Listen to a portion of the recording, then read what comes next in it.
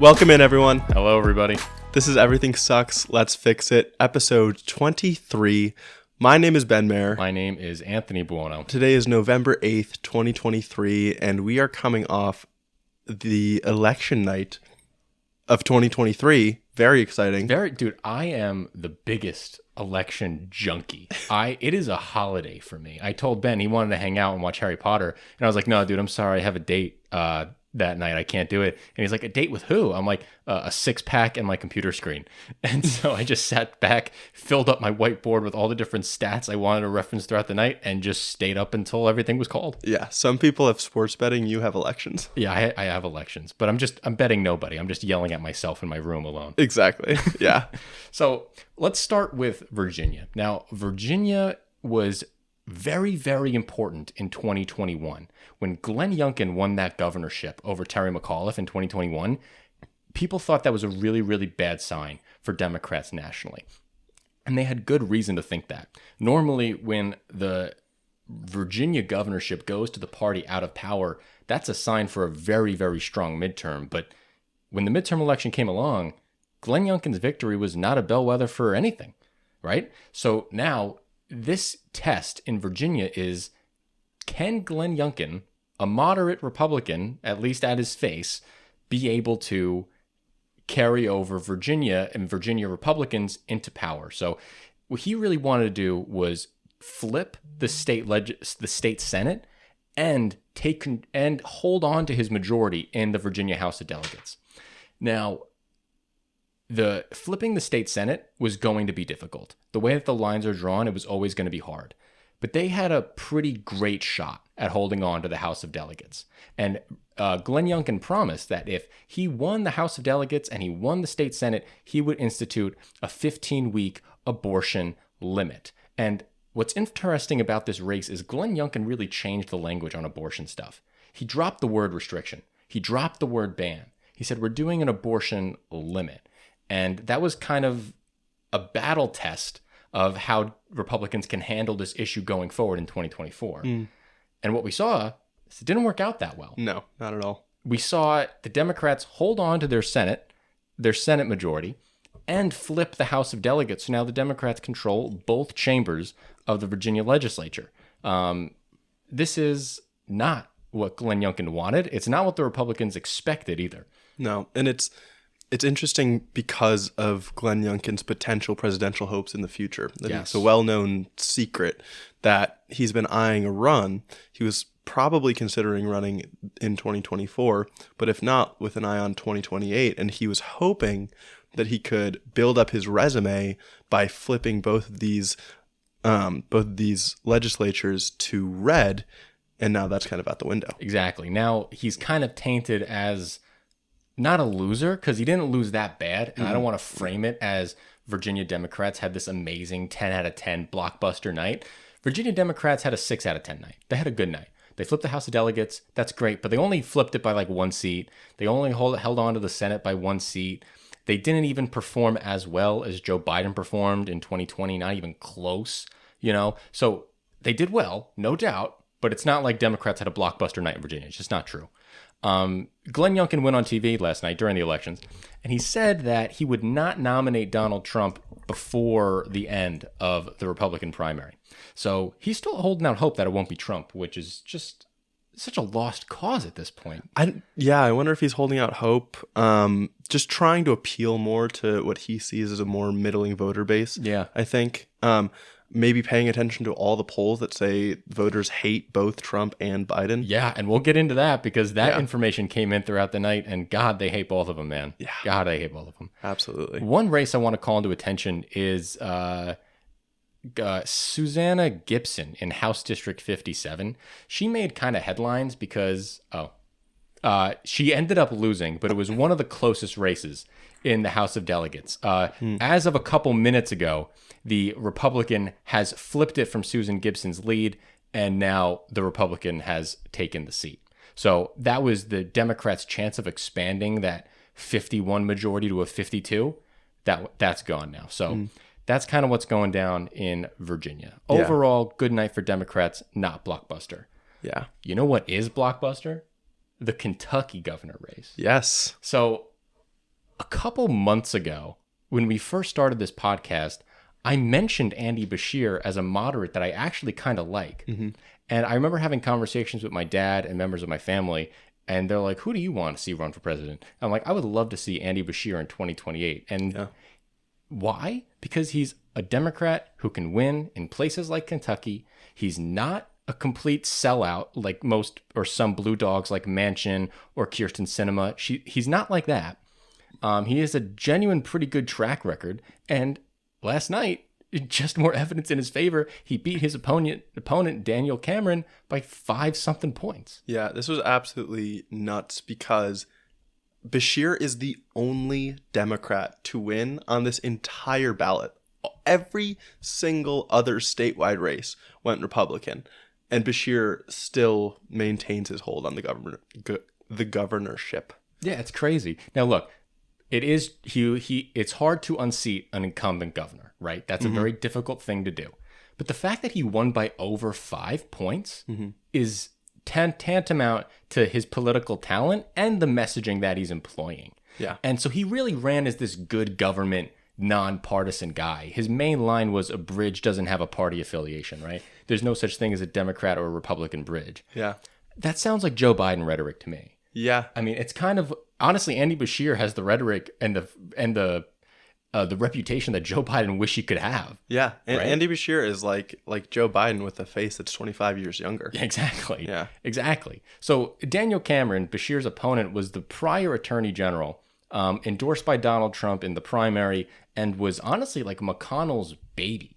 Really? McConnell has been preparing Daniel Cameron for larger office. Really? For a decade now. Was he like a McConnell aide? He was a McConnell. I think he was a McConnell intern when he was in college. Wow. Yeah. That's crazy. Yeah, Daniel Cameron has been around McConnell for a while, and McConnell has been raising him up to be a rising star for the party.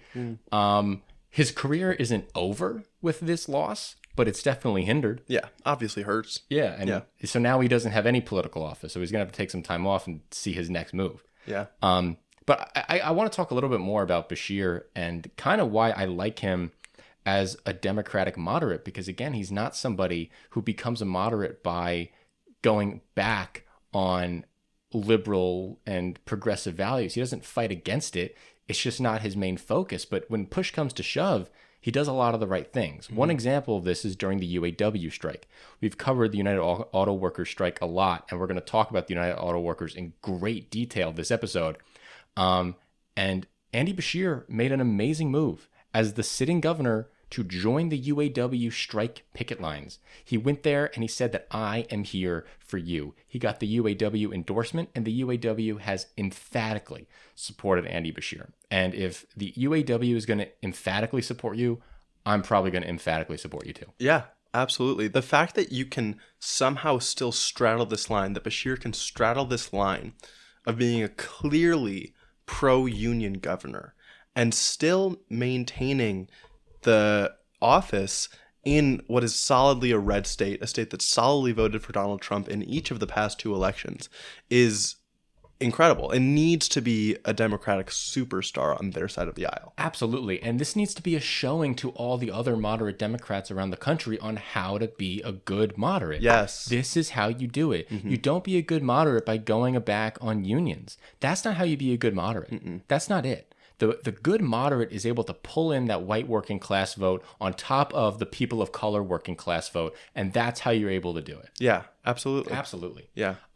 Then the question comes up, like, do you think he could be a 2028 contender? I'm just curious what you think. Yeah, I think so. I think so too. I like, again, we talked about this with Biden. He's a progressive with a moderate face or with a moderate voice, right? He has figured out how to nail the messaging where people aren't scared of the immense change he's going to make, but he's also going to appoint people, the right people, to positions that they need to be in to move the progressive agenda forward. Absolutely. Andy Bashir, during his victory speech, the first thing he said was, time to give our teachers a raise. Like, that's awesome. Yes, like, that's exactly what we want. That's exactly what we want, you know? And I know that progressives aren't going to be super happy seeing, like, oh man, what the hell? You guys like some Democrat governor from Kentucky? But that's like not what it's about, though. Yeah, well, I guess the the counter argument to what we are saying is, what's the term for the window of like what's okay to talk about? The Overton window. The Overton window, Yeah. right? They want someone who's going to move the True. Overton window, right? True. Biden really isn't that person. Bashir probably wouldn't be that person. No. So it's fair. It's like we would need other people to take up that mantle. Right. And we say this a lot, though. Like, there is a place for hardcore lefties and hardcore progressives in our government, and that place is really in the House of Representatives, right? Like, that's where I feel like that's that type of politician who's on the more radical end, who wants to be the fiery voice, can do its most good without risking the whole party up and down the ballot. Yeah. Yeah. So, but I do understand progressives thinking, like you said, like, I don't want to be stuck in this center where we can only elect a moderate white dude from the middle of the country. I don't like that precedent. Yeah. Like, I understand where they're coming from with that. There definitely, I think there probably is a way to do both. I think there is a way to communicate really progressive values without completely alienating the other side. Yeah. But I'm not sure exactly who does that, because part of being kind of a militant progressive almost tends to be having really fiery rhetoric about how dangerous and horrible the other side is. That's very true. And that's alienating in and of itself. Yeah. The fiery, the rhetoric, the language like the world is burning, the language like we're at war, it's important, but it's important, I guess, to have, because the feeling of urgency needs to be prominent. Well, it's important to galvanize the base, Yeah. but it's not effective in winning votes from the center. Right. It's not good at persuasion, obviously. Yeah. Right? But I do think, like, I feel like what we try to do on this show, part of why we like doing this show,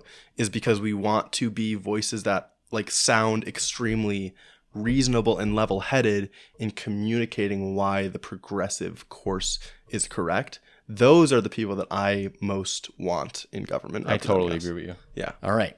Next, we are going over to look at the state of Pennsylvania. We saw a very interesting result and a very interesting race in the state of Pennsylvania. We saw a race for the state Supreme Court. This race wasn't going to decide the balance of the Supreme Court. It was going to be Democrat either way. But what this does do is pretty much confirm that the Democrats and the liberals will hold the Pennsylvania State Supreme Court until 2030. That's huge. That's huge. Yeah. That's huge. And obviously this comes off the back of a lot of legal challenges related to civil rights, voting rights, abortion rights, labor rights. All these things are coming to a head, and state judiciaries, these elections have gotten more and more prominent over the years. It's really interesting. I mean, like, now it's like a state Supreme Court race is coming up, whether it's in Wisconsin or Michigan or Pennsylvania, and the university campus kids are lining up out the door to vote now. Yeah. You know, they're really mobilized around these judicial races because it's become so much more prominent in our lives. Yeah. People just understand. They've seen what the national Supreme Court does. So they see the kind of power that the state ones can have as well. Yeah. So Pennsylvania is interesting because they do elect their Supreme Court justices. Obviously, we don't elect Supreme Court justices nationally. They get appointed by the president. Some states, they get appointed by the governor. But Pennsylvania is one of the states where you vote them. And you don't just vote them. They're also partisan. They run as a Democrat and they run as a Republican to get on to the Supreme Court. So this is a very partisan election. And the results were interesting to me because McCaffrey, the Democrat, was very, very pro-abortion rights. He was very, very pro-labor. Labor unions backed him very hard. The Republican tried to run to the center on abortion. She said that the abortion issue doesn't even matter because the state constitution protects abortion up to 24 weeks. So she kind of avoided the issue. Might have been a really good response, to be honest. It might not actually matter. If the state constitution says 24 weeks in the constitution, it might not matter how she feels. True. But it's a terrible look to not answer the question on an ad, right? Yes. So the way that the Democrats won this election is shocking to me. The Democrats kicked butt in the suburbs, Bucks County, Montgomery County, Allegheny County, obviously Philadelphia urban areas. They did great. But they didn't do great in the rural areas. And this is the first time in my lifetime that I can remember watching an election and a Democrat won Pennsylvania without winning Erie County in the northwest of the state. they did not win Erie County. And that's so interesting to me because Erie County of Pennsylvania is supposed to be the swing county. Whoever wins Erie wins Pennsylvania. Really? And the Democrats didn't win Erie, but they still won by 8 points. Wow. And that's just like that tells me two things. It tells me first that Republicans didn't show up to vote. A lot of these rural areas, these hardcore Trump, hardcore MAGA areas in these rural communities just didn't show up to vote in the same numbers that they would normally. Next thing, the Democrats kicked butt in the suburbs in a way that is showing that Republicans are not fixing their post-Trump suburban problem.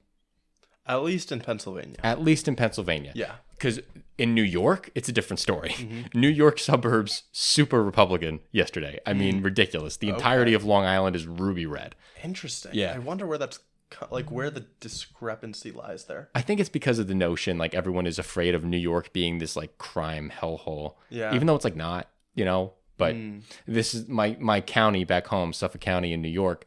It elected a Republican as county commissioner for the first time in like 2 decades. Wow. So there is definitely Republican momentum in New York, but Pennsylvania, where it's a swing state, more important on the national scale when we talk about national politics, right?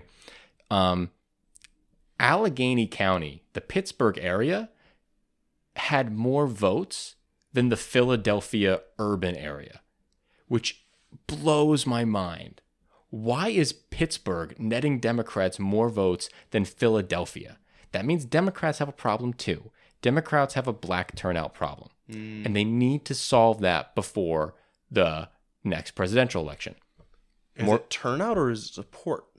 No, it's turnout. Okay. The proportion is fine. It's like 87% Democrat, 13% Republican. That's fine. Okay. The margin is fine. Not the margin. That's not the right word for it. The proportions are fine. It's the margin that's the issue. It's not enough. Okay. You know what I mean? Yeah. You're not netting enough votes, even if you're winning it by so much, because just not as many people are voting. Okay.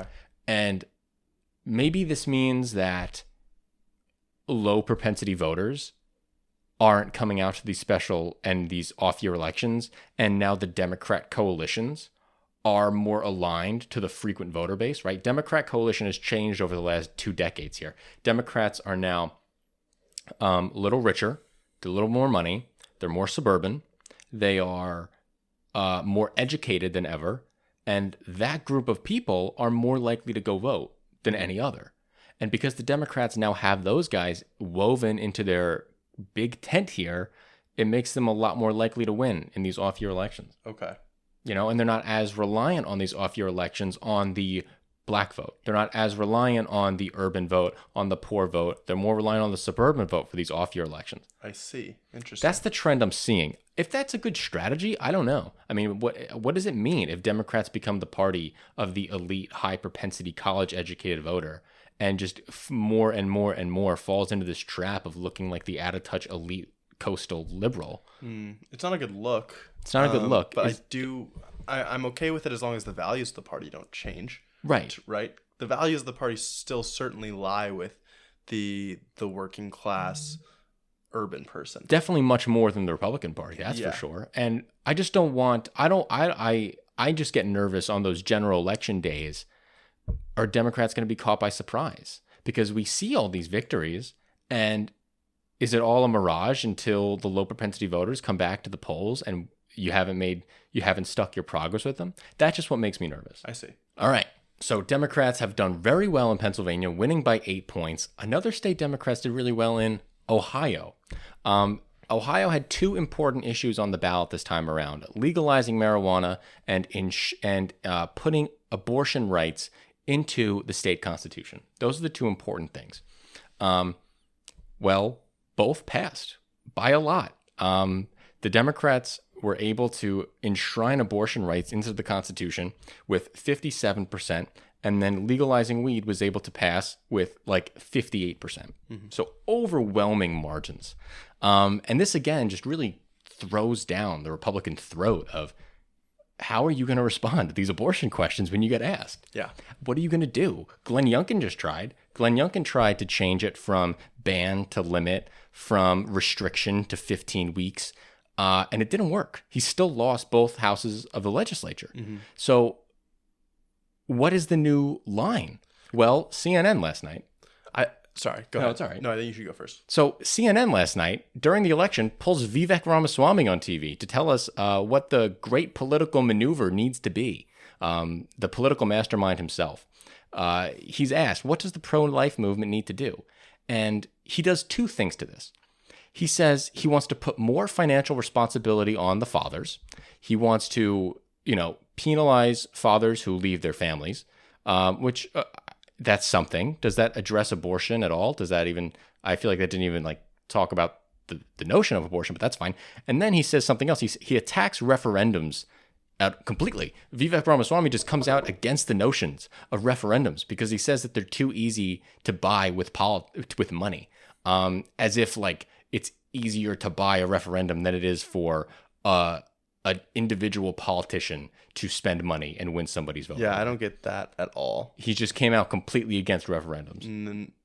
I think it's much harder to buy a referendum, unless the idea is that every individual person is much easier to manipulate and influence than a single representative is. Yeah, which I disagree. I totally disagree with. Yeah, I mean, it's you can kind of fool somebody by getting them to vote for a candidate because they don't really know that much about the issues, but they see their ad on TV all the time. Well, if you're talking about a ballot measure that is literally just the issue in a sentence, vote up or down, right? I feel like that's where money happens. It's going to have less of an effect. Yeah. How can you really cloud that at all? Yeah. It's very clear what you're thinking about, what you're voting on. Right. So that's going on in Ohio, but there were some interesting exit polls too. In the exit polls, 72% of voters said they don't want Joe Biden to run again, and 63% of voters said they don't want Donald Trump to run again. We're walking into the weirdest presidential election. Yeah. I mean, to me, that's very bad news for Biden. Oh, bad news for Biden. And what makes this so bad is that this Ohio election was a +2 Biden demographic. In the exit polls of all the people who voted yesterday in Ohio, Joe Biden won those people by 2 points. Wow. And 72% of them still think he should have run. Yeah. And of course, we've talked about before how we expect a lot of these people who say they don't want Biden to run will still vote for him. I expect a good amount. Won't vote for Trump. Right. So it's not completely indicative of what we would expect to see at the polls in 2024. But it isn't good for Biden. It's not good that someone so unexciting is at the top of the ticket. Sure. That's not good. It's not good that he has no ability at the moment to draw people in. That can change. There's a year, right? Yeah. Year's a long time. Yeah. But Joe Biden's a known quantity. Yeah, and I feel like the Democratic ticket is almost like they're starting to rely on abortion too much. And I'm worried that 2024 is going to be the time when it's just a little far removed from Roe v. Wade being overturned to still have the same kind of effect. Yeah. I also wonder if they could just manufacture a Republican who was pro-choice as well. Doesn't that seem like a perfect candidate? Yes, it does. It seems like a perfect candidate, but they will never win a primary. No. Right? That's the Republicans' issue right now, is you can't win a primary being pro-choice. It's just not going to happen. Donald Trump is the most pro-choice guy we've ever gotten, and he was still the one to overturn Roe v. Wade. Yeah. Well, you know who the closest thing right now is Nikki Haley. It's Nikki Haley. Yeah. And she wipes the floor with Biden in all of these polls. In all these polls, it's like Trump leads by 5, Trump leads by 6 or whatever, Trump leads by 4, and then Nikki Haley up 8, 10, 12. Right? Nikki Haley's wiping the floor. But if Republicans could get off their ass and nominate Nikki Haley, Joe Biden would be dead in the water. Yeah. Totally. Definitely. I think he'd be screwed. Yeah. So that's what's going on in Ohio. Next, I want to talk about the state of Maine. This is a very, very small election that no one's really paying attention to, but we talked about it a couple times on the show, so I want to bring it to attention. There was a ballot measure to nationalize the 2 private utility companies and bring them under proto-state control as a consumer-operated utility. Didn't even come close to passing. It lost 70-30. So the private utility companies will live to see another day. Kind of expected. I didn't really expect it to pass. It's a pretty intense thing to make a public electrical utility like that. That's definitely intense. America might not have the appetite for that yet, but it does make me happy to see that 30% of people are on board with it. Yeah, I guess. I wondered, like, in Vermont, could this have passed? Maybe, right? That's a good test. Maybe this shouldn't have happened in Maine. Maine has I don't know enough about Vermont's energy utilities. Okay. So I'm not going to even, go there, but I do know Maine's is easy because it's only 2.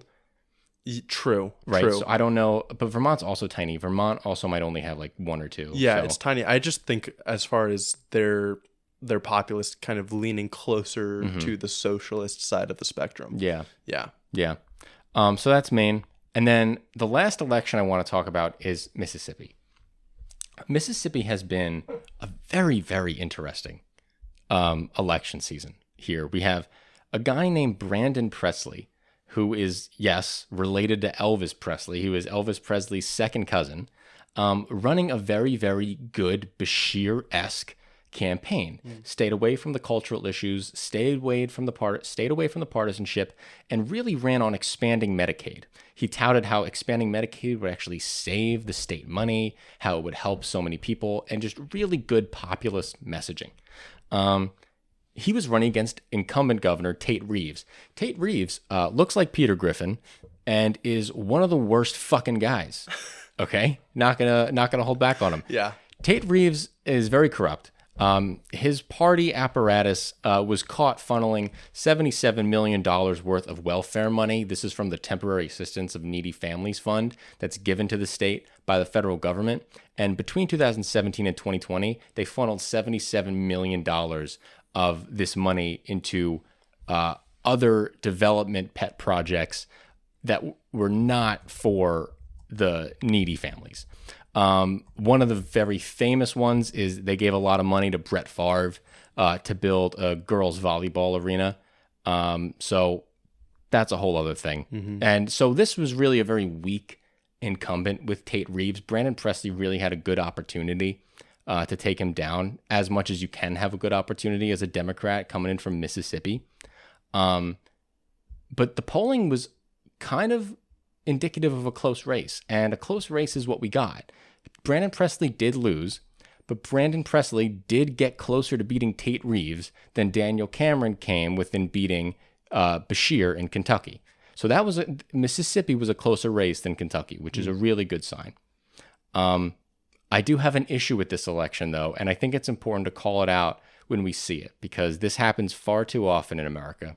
This election showed a lot of civil right and voting right issues, especially in the black communities in Mississippi, specifically the city of Jackson. So the city of Jackson is in Hinds County. Hinds County is 8% of the total population of Mississippi, a massive population center. And each of these polling locations had about 60% of the registered voters in that precinct, enough ballots for 60% of the registered voters in that precinct. They were running out of ballots extremely fast. So I'm going to read here from a news article on the topic here. State statutes require that the county has enough ballots to accommodate 60% of a precinct's voter base. Hinds County Election Commissioner said voter turnout has been so high they have surpassed that percentage, forcing them to print more ballots and deliver them to the precincts that have run out. They couldn't estimate how many precincts ran out of ballots because calls have been coming in to the Hinds County Election Commission all day from polling managers asking for more ballots. So here's just a few examples. We have one library that ran out of ballots at 6:45. We have another Baptist church that ran out of ballots at around 7 o'clock, 6:45.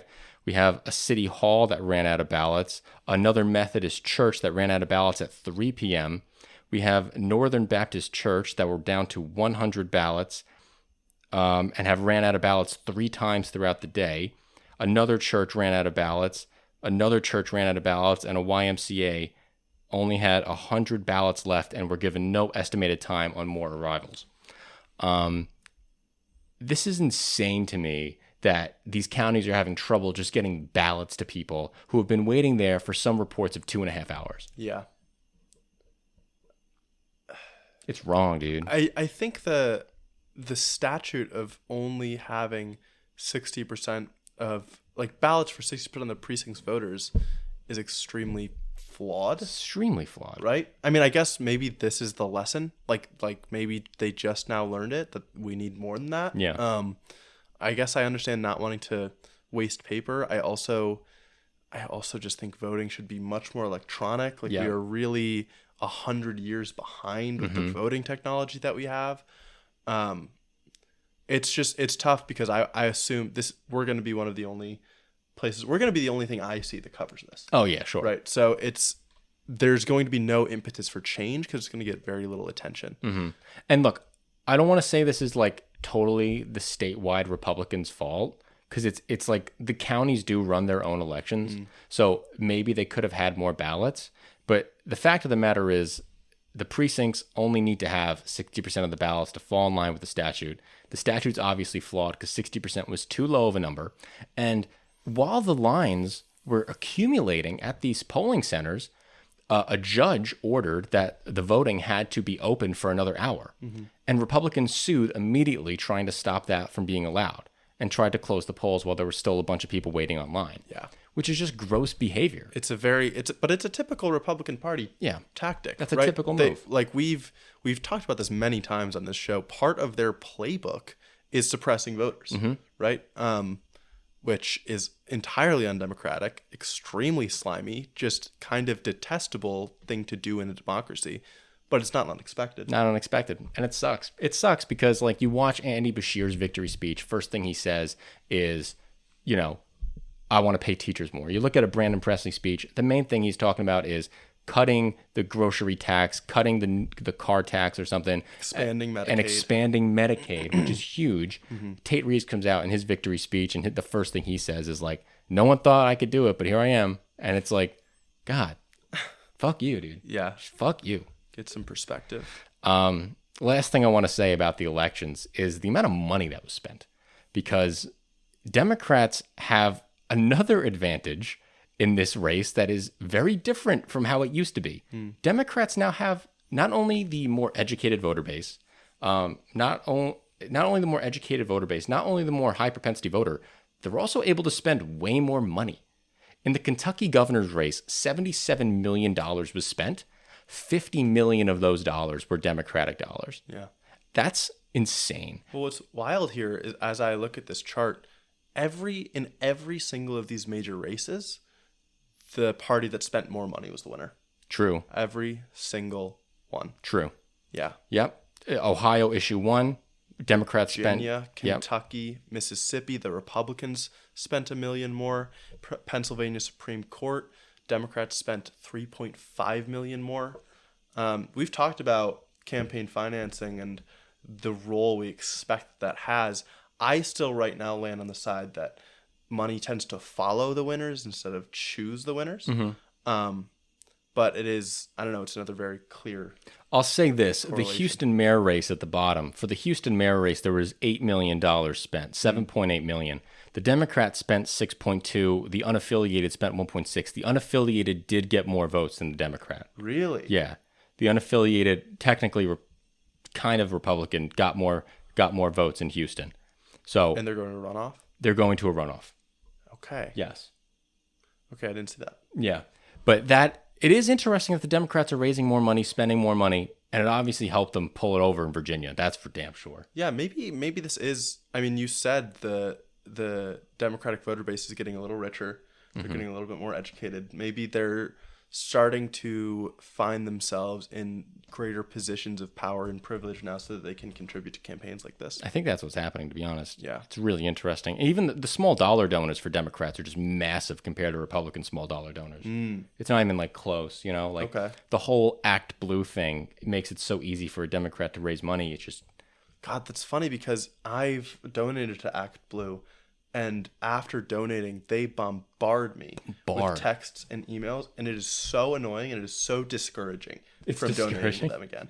Yeah. Oh my God. Like the amount of texts I get that are supposedly from Hakeem Jeffries. Oh yeah. Right? Like, oh my God, Mitch McConnell just raised $50 million to take out our most vulnerable senators. I'm like, yeah, okay, you're really reaching out to me because you need my help to combat this. That's so funny. And I love how it's always like, hi, Joe Biden here. Yeah.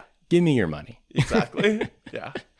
So we have all this great news. Well, not great news, okay? It's good news. I don't want to say it's great news. I see a lot of mainstream media saying these election results are blockbuster, 10 out of 10 for Democrats.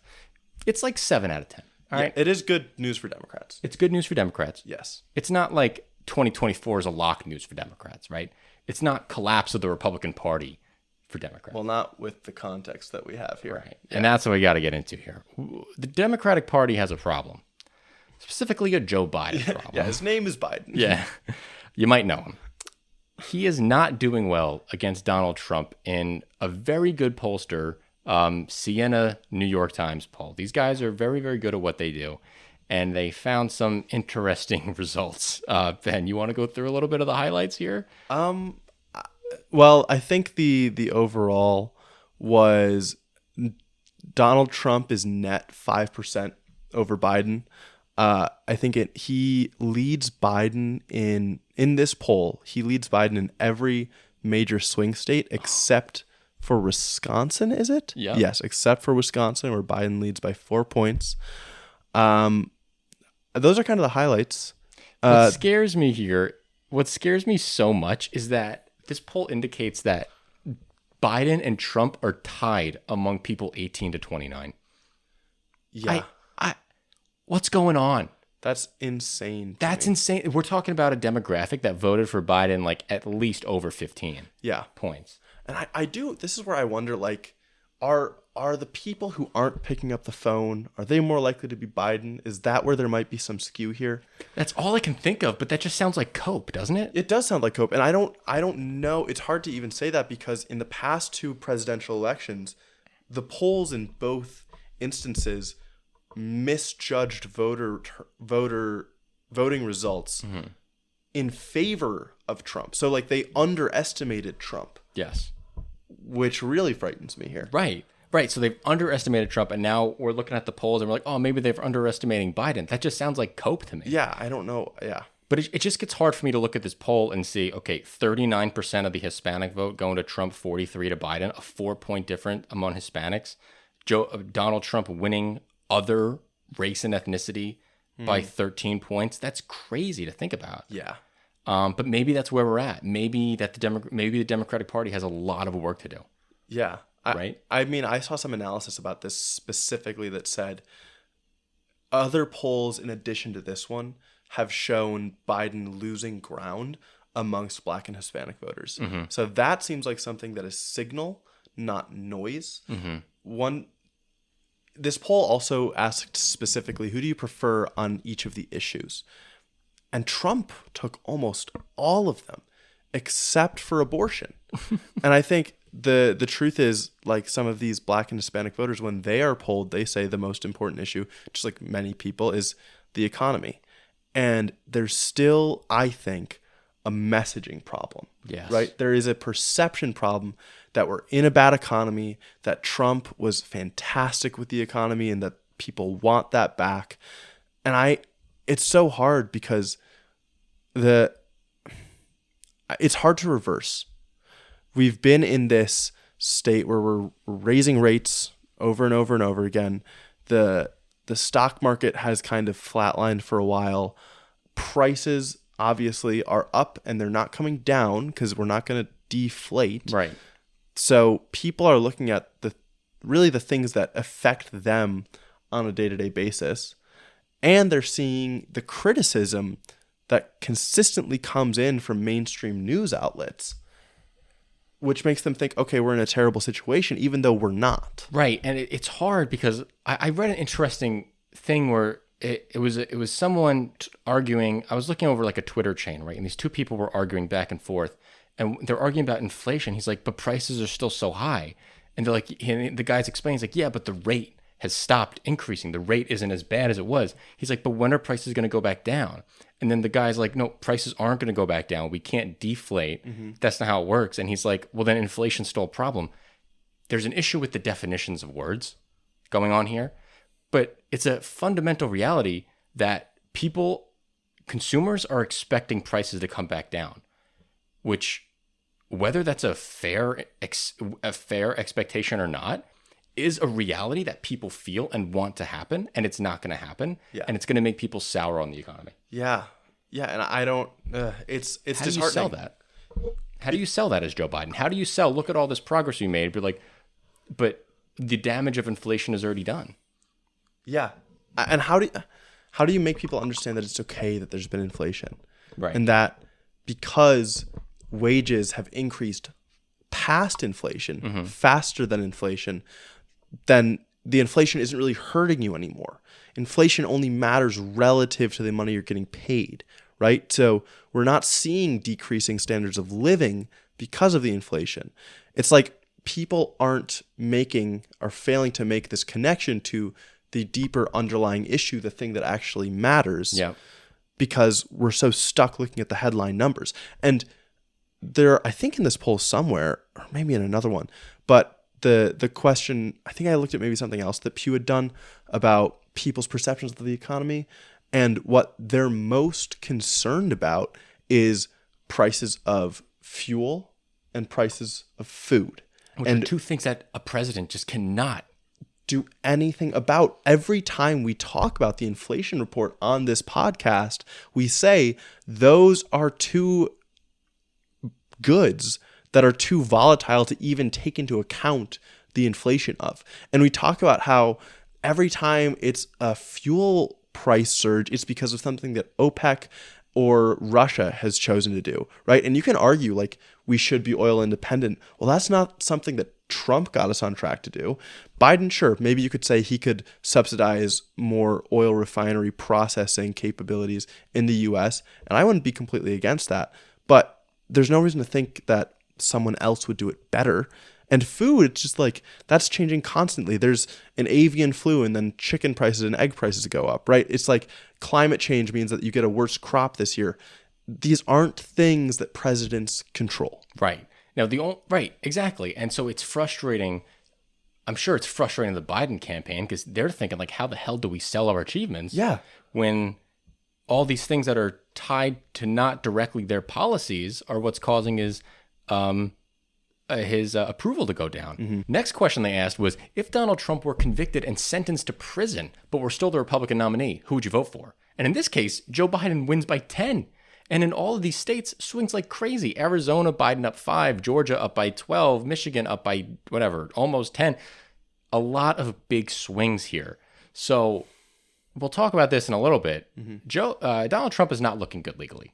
He's in a lot of trouble. Coming out of Georgia, he's in a lot of trouble.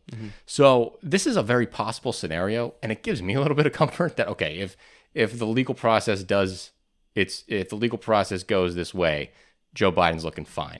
But you never know. Yeah, I'm not confident. I know you're not in Trump convinced. convictions. I know you're not as convinced as I am. No, I just put a few things in here as well because I think the context. I was curious, like, what do people think Biden has done, and what do they care about those issues, right? So I was curious of what people thought about climate change, because something that Biden, I would think, should be running on is how he's passed the most money for the green energy transition of anyone in history by far. Oh, by right? far, but biggest in the world. Yes, and that should matter because according to Pew, 67% of adults say the U.S. should prioritize developing alternative energy like wind and solar. 69% of adults favor the U.S. taking steps to become carbon neutral by 2050. That's awesome to see. And specifically, 2/3 of adults say the federal government should encourage the production of wind and solar power, right? So they actually want government subsidies, which is exactly what Biden has pushed so hard to get done. One thing that I do think is interesting is there are 43% of people who answered that same thing that want government subsidies to fund the use of electric vehicles. I think it's interesting how big of a drop-off there is between these two, because I recently saw a video about how electric vehicles are not necessarily the best technology for fighting climate change, because of the amount of energy it takes to make them, right? And it takes so much fossil fuels to mine and refine all of the materials that we need to actually put into these batteries. And I wonder if that's where these where these views are coming from. But still, it's so many more people who think the government should encourage the use of electric vehicles than should discourage it. Yeah. Yeah. I think like one of the big hurdles for electric vehicles has to be the price point. I think once consumers start seeing the price point drop off, especially over the next like 7 years, they're going to feel totally different on that issue. I think so too. Yeah. And so I just was looking into what people thought about the economy, and it's just, they think it's abysmal. They're so pessimistic about the economy. And I don't know. I hope other outlets do a better job of communicating that isn't really the case. Yeah. I think it's also going to take some time for people to feel that their wages have kept up with inflation. I think that takes more time. Do you know what I mean? Really? Do you think they do feel it? I think they have to feel it. Okay. But I do think we have a big issue with our views of the economy about how partisan it's become. 2017, right when Obama leaves office, 46% of Democrats say the economy's good. 18% of Republicans say the economy's good. Trump's in office 1 year, and that number flip-flops pretty much. And it's just nuts. Like, that's really nuts. Yeah. Or like we look at the COVID pandemic, the Republicans pretty much think we're out of the recession by 2021. Only 19% think their economy is good by then. And, you know, we're now at a situation where Republicans think the economy is worse now than it was in the height of COVID. Well, see, to me, it just follows so closely who is the president. Right, exactly. Right? And so what I think is I don't know, maybe I'm wrong, but it's, what is Fox News saying? That's what the red line follows. Yes. What is MSNBC saying? That's what the blue line follows. I think it might be that. Right? I think it just might be that simple. Yeah. I think it's all a perception game. Yeah. I think people don't actually... analyzing the economy is hard, right? Yes. So doing it, obviously, everyone doing it themselves is not possible. No. So no. I totally understand where this is... I see where this is coming from. I see it's just the media narrative that's doing this. Yes, I agree. And I think it's just, obviously everyone just needs to listen to us because we know what's going on. Yeah, we are way smarter than everybody else, and that's why we alone can fix it. As Donald Trump once said, I alone can fix this. Yes. So watch us and give us all your money. Yes.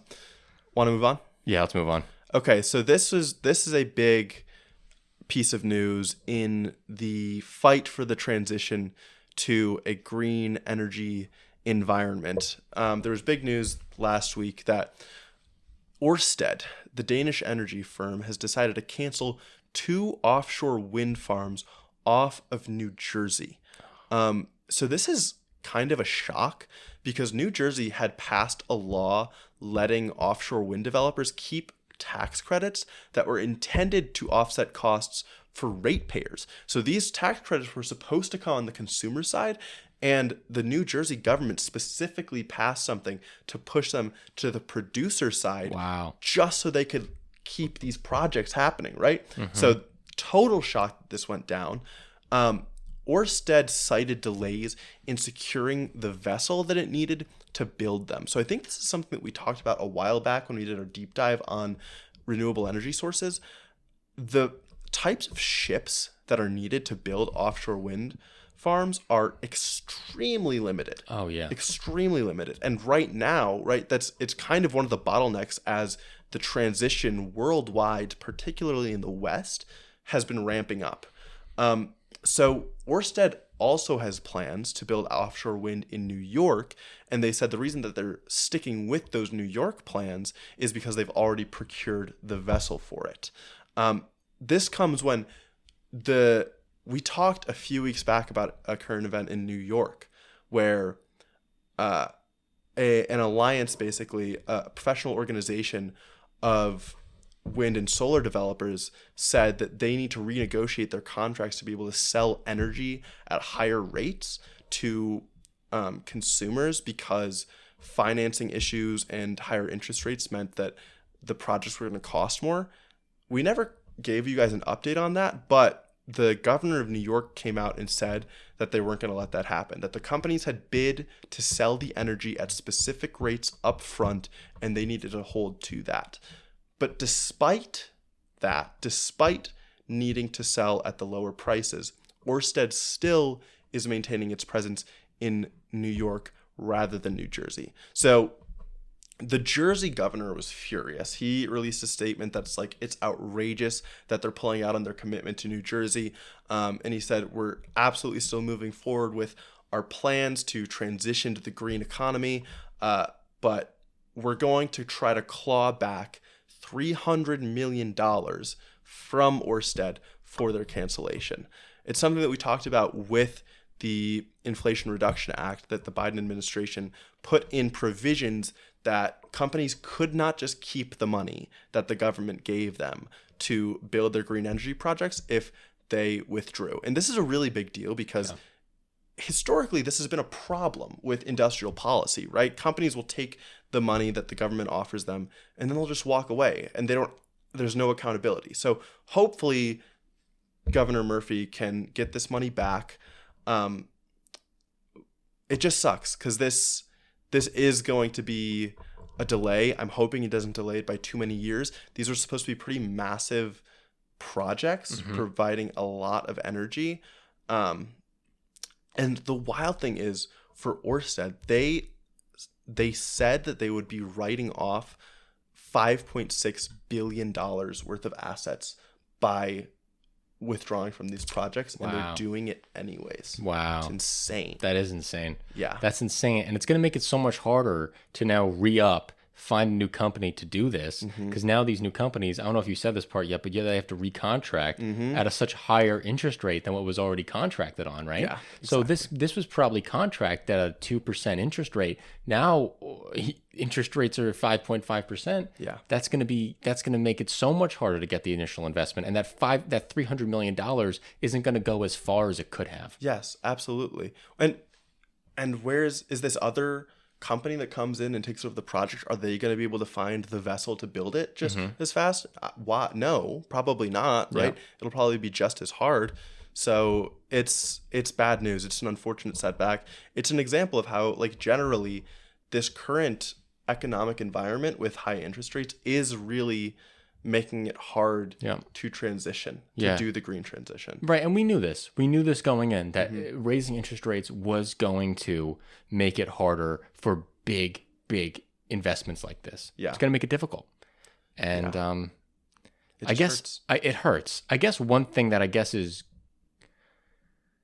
this might be a half-baked opinion here, but that's what the show's all about, half-baked opinions. Money from the government might be way cheaper than money from a bank in this environment, right? Because money from the government doesn't have the interest rate issues that taking money from the bank will have, or a loan from the bank will have. So maybe companies are more incentivized to look to the government for capital, and maybe that would drive their new business directions in this new high interest rate environment. I see what you're saying. Yeah, so right? like they're more incentivized to, say, take up the IRA tax credits. Right. The problem is, what was really exciting about the IRA up front is all of the private investment that it spurred. Yeah. Right. It's because they know that the government money they get is essentially going to make these discounted projects, but still private investment is driving 80% of the financing. Yeah. So it's hard. It's all a math problem, and the interest rates really make it a more difficult one. Yeah, we really missed our shot in that low rate environment of the 2010s. Yeah. We totally missed our shot. Yeah. Under the Obama administration and during the Trump administration, there should have been much more infrastructure investment then. Totally. Because we're just going to get less bang for our buck nowadays. I must say, okay, an idea that just came to my mind. Is this like a paradoxical economy thing? Is it possible? Of course, the argument that Republicans make is that all of these subsidies, putting all this money into the economy, is what created inflation. That's what they say. I don't agree with that. But you don't agree with that? Okay. I don't agree that it made inflation that much worse. I think the analysis I've said is it impacted 0.3% of inflation. Okay. But yeah. Okay. Finish well, I your mean, thought. if that's the case, it's not a big deal. But if that were true, then if government subsidies force inflation higher, which then force interest rates higher, which means that companies can't actually do the development that the subsidies are initially designed for, you should never give subsidies. Right. Because it's just like this awful cyclical cycle. Yeah. My whole thing is government spending is really, really bad for inflation unless it spurs growth alongside of it. Okay. Because then if you're making more goods, then you're not going to have more money chasing after fewer goods. Yes. So as long as your spending is spurring growth, then you're fine. Okay. Then there's arguments to say, well, wait a second, consumption spurs growth. So how do you even define? That's a whole other fucking conversation. This is a short one, but I want to give a little bit insight into what the Biden administration is doing in terms of rail. So I love trains. I want more trains everywhere. We talk about how electric vehicles isn't the future of a green transportation system. Well, rail is. The federal government will pump $16 billion into improving the nation's busiest rail line. This is specifically talking about the Northeast Amtrak corridor, the one that runs from D.C. to Boston. Take that all the time, so thank you for upgrading it. I appreciate it.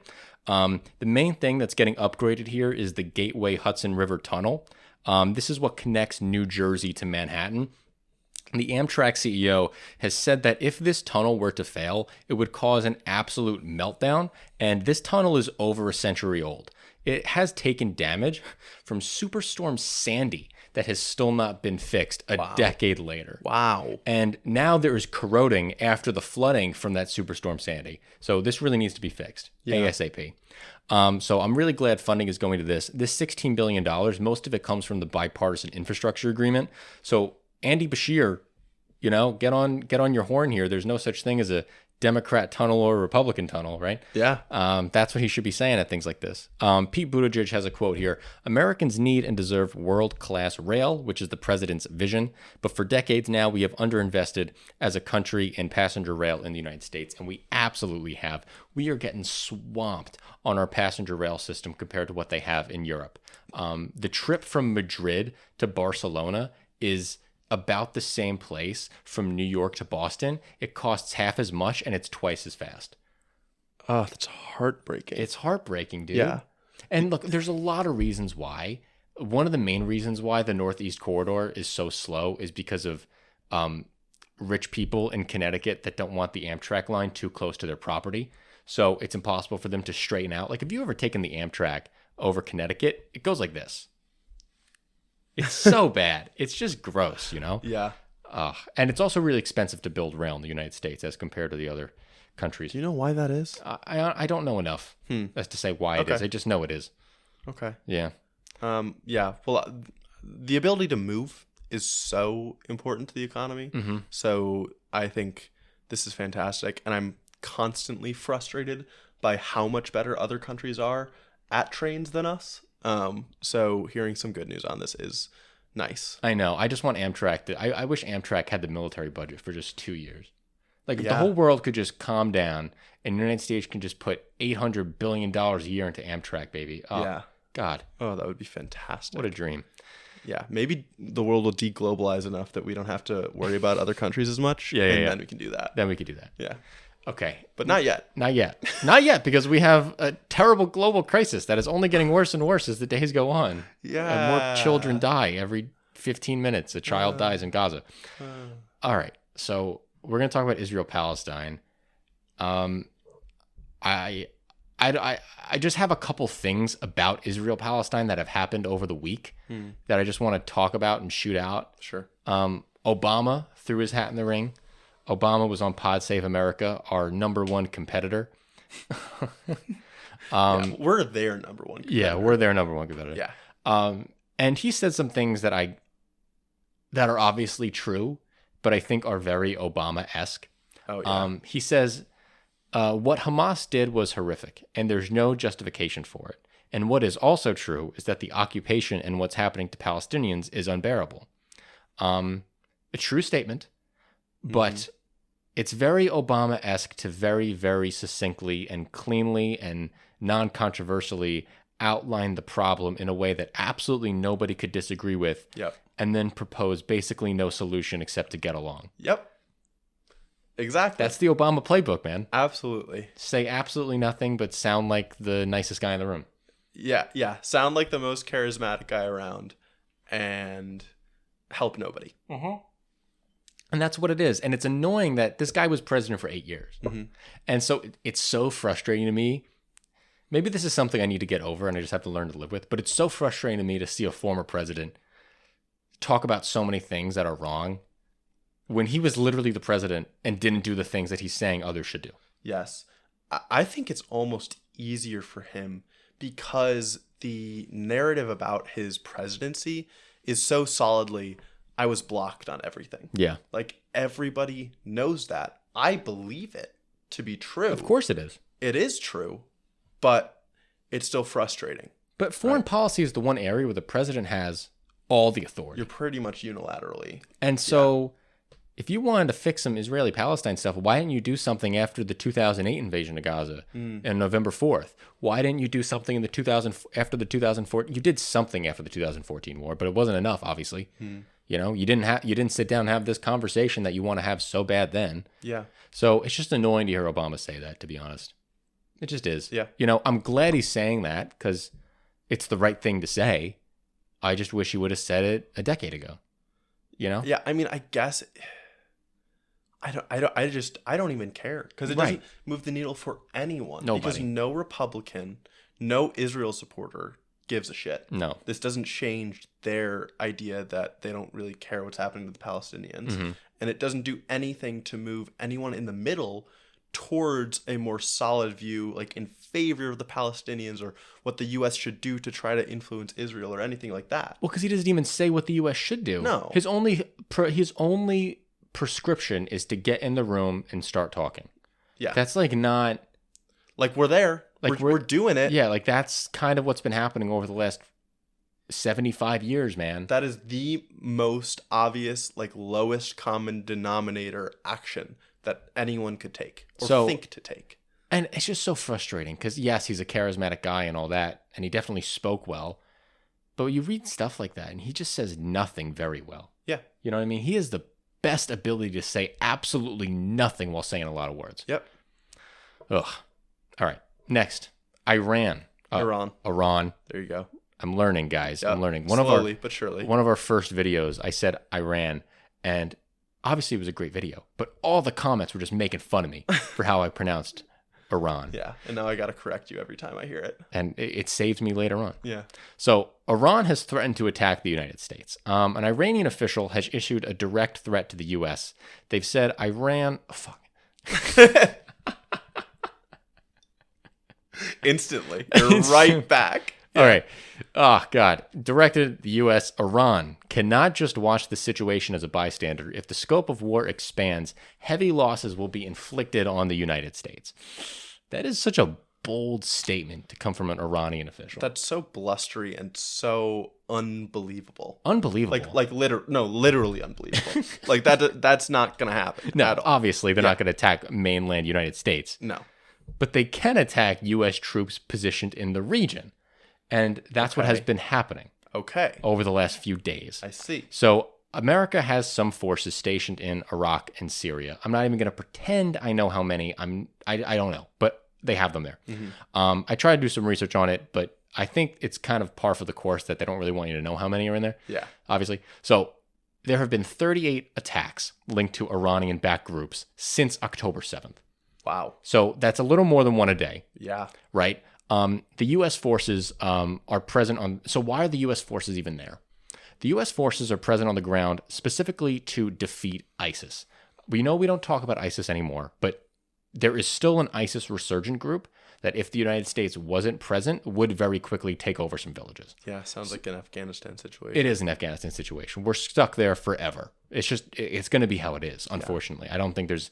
The Iraqian security forces will never have the capacity to fight back against ISIS, and neither will Assad, as he's still clamoring and having fights internally with the Syrian government there, right? Well, he is the Syrian government, but you know what I mean. He's still... Yeah, there's still civil war. Yeah, there's still civil war going on there, so he doesn't have the real capacity. So they're there to help Iraq battle the remnants of the Islamic State and handle any more resurgencies that come out. Other geopolitical commentators that do have some respect suggest that these troops are present only to deter Iran, that the threat of an ISIS resurgence is overblown, and that the U.S. only has soldiers there to deter Iran from making headway into Iraq and Syria. Yeah. I think I could buy that. I think it's both, because I think Iran is aligned with ISIS to some extent. like it is with Hamas and Kind of. Hezbollah. They're different sects of Islam.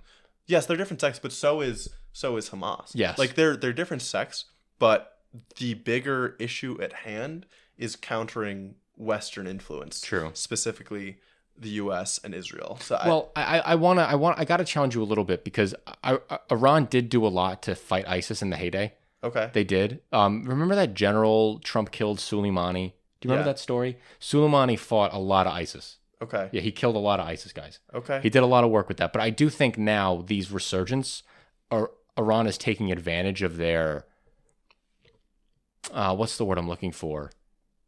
They just have like no hope, right? And so Iran is kind of taking advantage of that. Okay. Yeah. Well, my understanding is like the Arab population and the Arab countries in the Middle East generally they're not fans specifically of Hamas because they are different sects. Oh yeah. But it's kind of, they've decided the devil they know, the devil they're a little bit closer to, a little bit more ideologically aligned with, and which is less powerful. Yeah. And that's the biggest thing. Yeah, that's the biggest thing. Yeah. So the United States has suffered 38 related attacks to Iranian-backed groups, and Tehran is not specifically involved in the planning of these attacks. There's no evidence to say, oh, Tehran told them to bomb U.S. in this area at this time. That doesn't appear to be the case, but it does seem to appear that Iran is encouraging them. Okay. Giving them money, giving them weapons. Sure. And so in these 38 attacks, 40 minor injuries have occurred, and 10 U.S. soldiers have traumatic brain injury from it. Okay. So how long can that go on without a U.S. retaliation is the question. Probably a while. I think the U.S. and the Biden administration are very invested in preventing the expansion of this conflict. No, I agree with that. But I do think it's a bad look for 38 more attacks to happen next month and for the United States not to bomb the hell out of these groups that are stationed in Iraq with the Iranian backing. Maybe that's the hawk in me. No, I don't know. I get that. It's hard because now I feel like I'm in the weak position of not liking either. Right. I don't. You feel like you need to attack to retaliate because otherwise the attacks will keep happening. But also, if you attack to retaliate, then the attacks from the other side will just grow.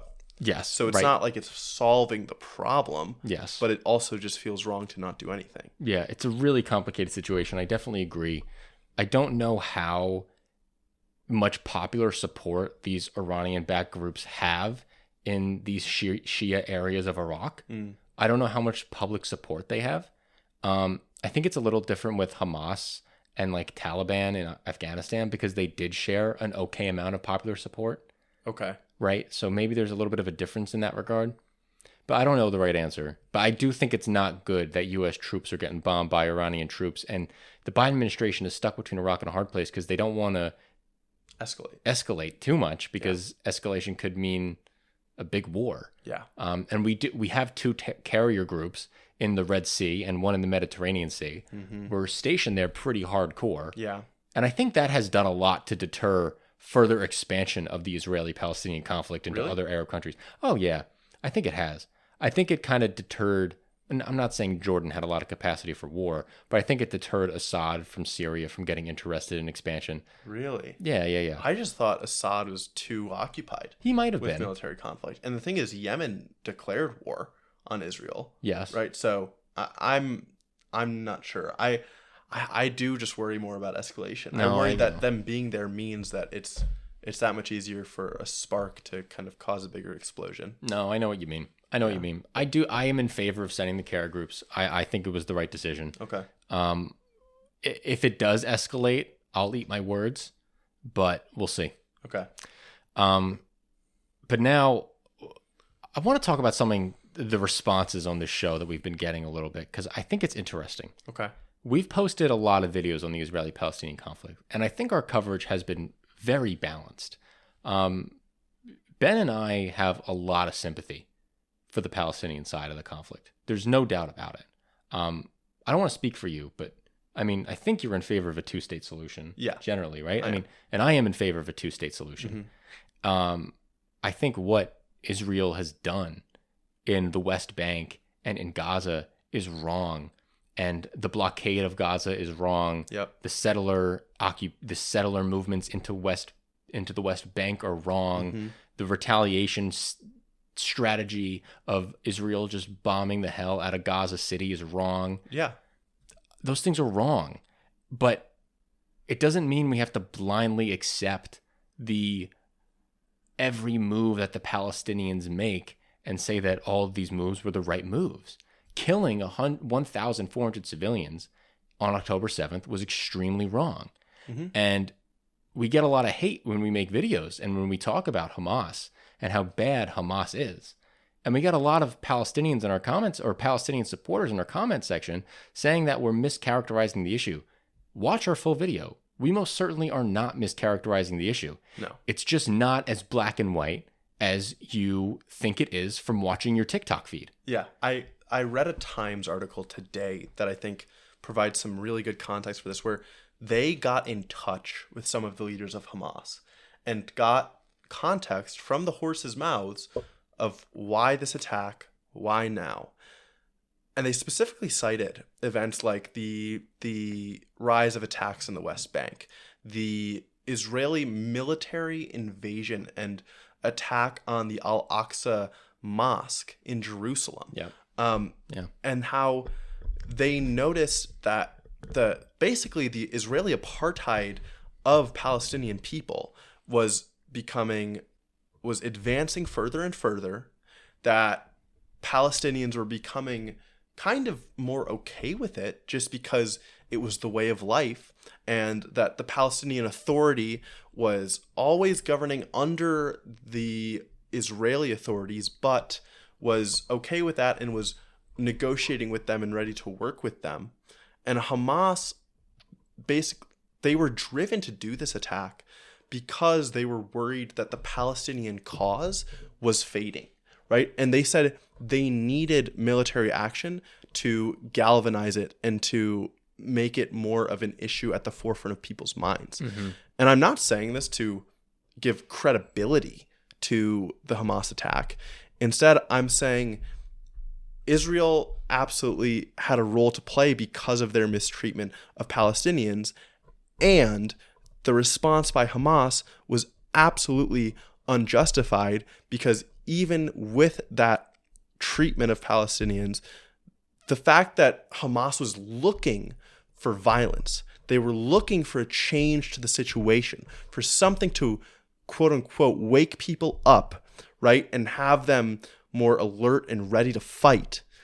How disgusting is it that they are willing to pay the price of 10,000 civilians just to change how people feel about the situation? Yeah. That's horrific. And that's exactly what they said to reporters. They wanted more of their citizens to die. Yes. So that more of them would want to fight Israel. Yes. That is... There isn't a good guy, and we've said this for each of the past 2 episodes that we talked about this. Israel is not the good guy. Hamas is not the good guy.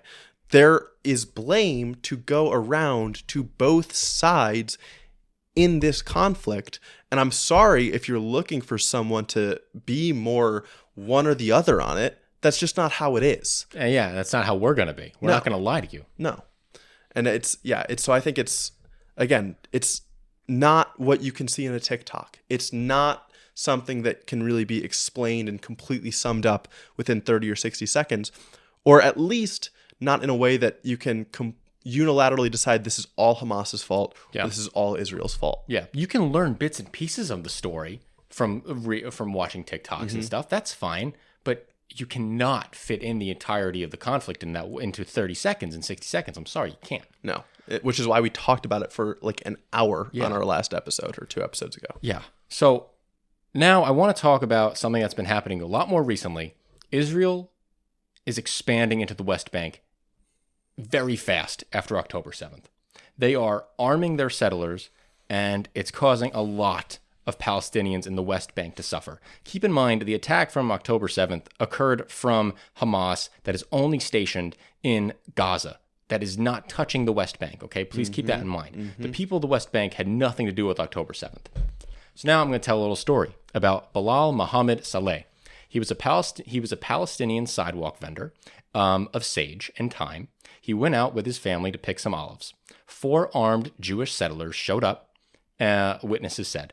They started yelling, and the olive pickers stopped what they were doing and began to run. 2 gunshots rang out, and in an instant, Mr. Saleh, who was known for his love of fresh leaves and being a fun dad, was face down in the olive grove, dead. He was killed by these Jewish settlers. And this is not uncommon. Since October 7th, settler violence has displaced nearly 1,000 Palestinians, including entire herding communities. There have been 130 Palestinians killed since October 7th, per the United Nations, by the Israeli military and Israeli armed settlers. And this is just going to encourage so much more violence and so much more terrorism. Yeah. It's fucking disgusting. And this is not solving anything. This is the type of thing that makes me wonder how Israeli government really felt about the attack. Yeah. This is the type of thing that's like, could they have known it was coming? We talked about how Israeli intelligence is absolutely top of the line. And it's crazy that they didn't know about an attack that killed 1,400 Israelis. I know. I'm not going to go into conspiracy. I don't want to do that. I suppose not. But it's like, I don't know, that it does seem like they enable this. They've been enabling it for a long time. And we know that Israel is motivated to have the entirety of the territory of the West Bank and Jerusalem to themselves. So I don't know. It is conspiracy, and there is no evidence that there are direct ties here and that this is a government plot, but it does all align. Yeah. I'm doing a weird thing right now. I'm like reading a lot of the Bible here. And in Genesis, God promises the Israelites the land from the Egyptian sea to the Euphrates. Mm-hmm. And he promises this land to them. And so there is a hardcore religious element to the settlers who go on the front lines into the West Bank, who truly believe that God promised us this land all the way to the Jordan River, and they need to create greater Israel and conquer and hold the land of Canaan as God promised them. That is a massive element to this. And the ones who are believing that so intensely are the ones who are settling in the West Bank, picking up a gun given to the Israelis by the United States, and then shooting an olive picker and a sidewalk vendor in the middle of the West Bank. Yeah. It's insane. And obviously Palestinian attacks are rising in the West Bank as well. There have been 23 Israeli civilians who have died. Extremist settlers, Zionists into the West Bank have been attacking Palestinian homes, businesses, blowing up their generators and solar panels, burning down their tents of semi-nomadic herders, and even shooting people. These semi-nomadic herders are like centuries old family lines, right? Like that's what we're talking about here. Like centuries old family lineages of nomadic tribes people who are doing their thing, herding their sheep or whatever they do. I don't know. And then just getting shot at with a M4. I mean, it's just nuts. Yeah. It's nuts. It's tragic. It's nuts. The Israelis have been also leaving leaflets around the West Bank, trying to warn or threaten Palestinian people there. So this is what an Israeli flyer was left on a bunch of Palestinian cars. A great catastrophe will descend upon your head soon. We will destroy every enemy and expel you forcibly from our holy land that God has written for us. Wherever you are, carry your loads immediately and leave to where you came from. We are coming for you. This is insanity. So all the people who are blindly supporting Israel, the Israeli state funds these people. The Israeli state arms these people. The government spews rhetoric that encourages them. Absolutely encourages them. Absolutely encourages. The IDF specifically recruits settlers to join militia organizations. Yeah. They with the explicit goal of erasing all of Gaza from the face of the earth. Oh, this is what I wanted to say. This is perfect. So, Galit Distel Biran, she is a member of the Israeli Knesset in Benjamin Netanyahu's party. This is what she said on Twitter recently, erasing all of Gaza from the face of the earth, that the Gazan monsters will fly to the southern fence and try to enter Egyptian territory, or they will die. Is that not the most genocidal rhetoric you've ever heard? Saying what's supposedly the quiet part out loud. It's just what they literally want the entirety of the Gazan population to die. That's what she specifically says. It's so... Where's the fucking humanity here? Yeah, it's non-existent. And I mean, the one thing I will say as far as... Because it is just so hard to talk about this when we're trying on this show to talk about problems and talk about how we can fix them, right? And so that brings me to, there has been a lot of reporting on how the Biden administration and Anthony Blinken have been pushing hard for pauses in the violence to get humanitarian aid into Gaza and to allow more people to get out. But Israel keeps pushing back, and Netanyahu keeps tweeting and making public statements that a ceasefire is equivalent to surrender to Hamas, that they can't stop their fighting unless Israeli hostages are released. No matter what the U.S. does or says, it's not slowing them down at all. And so I don't know. That's when we first learned about this conflict, like that's what felt like the clearest potential solution, right? Is something that we could impose on Israel because we have some influence with them, but it's not doing anything. It's not doing anything. Israel has gone full in on the invasion of Gaza. They have split Gaza City from the southern part officially. Yeah. They have made their way to the sea, and they're currently closing in on Gaza City. They've broken through a lot of the suburbs, and now the fighting is about to get extremely intense. We're talking about areas that have a higher population density than the most urban parts of Paris and London. Yeah. That's how dense this fighting is going to be. The civilian casualties are going to be insane, and the IDF casualties are going to be insane too. Yeah. It's going to be really hard for Israel to do this invasion. This is not going to be easy. But now let's go back to American politics. Republicans have a response to this Israeli-Palestinian conflict. What is their brilliant response? Well, Representative Ryan Zink from Montana wants to ban all Palestinians from coming to the country. Anyone who has a Palestinian passport will be barred from entering, and he also wants to expel all those Palestinians who are currently here. Abhorrent, monstrous, dude. Disgusting. I wish I had more words. He wouldn't allow, this bill would block any Palestinian from claiming refugee status or asylum status. It is so obvious that Hamas is separate from Palestinians. It's not even close. Like the how stupid or purposely ignorant you have to be to pretend that these are all associated with each other and that Palestinians are necessarily going to be terrorists in the U.S. rather than refugees who are trying to escape some of the worst living conditions on Earth. The worst on the planet. It's almost purely evil. It's just disgusting. And this is coming from the party who goes on the floor and then they compare civilian casualties in Gaza as Nazi civilian casualties during World War II. It's like, how fucking evil are you? Yeah. How fucking evil are you? How little do you care about the sanctity of human life? Yeah, well, the point is, it doesn't... Nazi civilian casualties aren't okay either. Right. That's the hard truth, right? Yeah. If it's just not the case that Israel is conducting their bombings in a way that is within the rules of war, civilian casualties are actually allowed per the Geneva Convention, per the United Nations, if you are bombing militarily important infrastructure. That's the rule, okay? Well, they're not doing that. They're bombing literal refugee camps.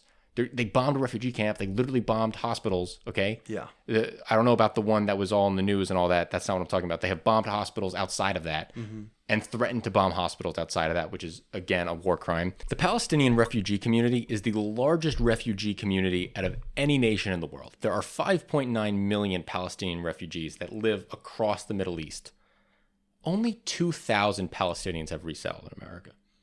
So this guy, Ryan Zink, looks at this situation and he goes, what can I do to help?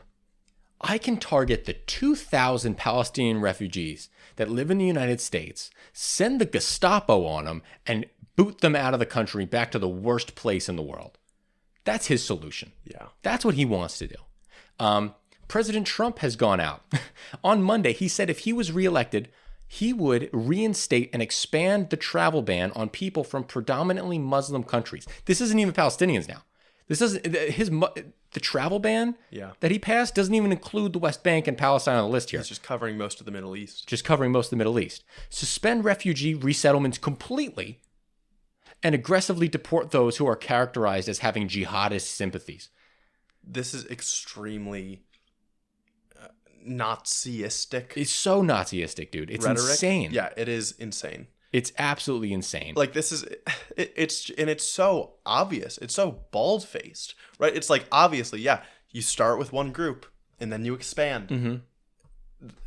Yeah, it didn't take very long. They went from Palestinians to every single Muslim community, right? Yeah. It took literally a day. Yeah. So it's just nuts to me. And then on the backdrop of this, we have one Palestinian representative in the House of Representatives. We have Rashida Tlaib from Michigan. Rashida Tlaib has said things to me that I don't agree with.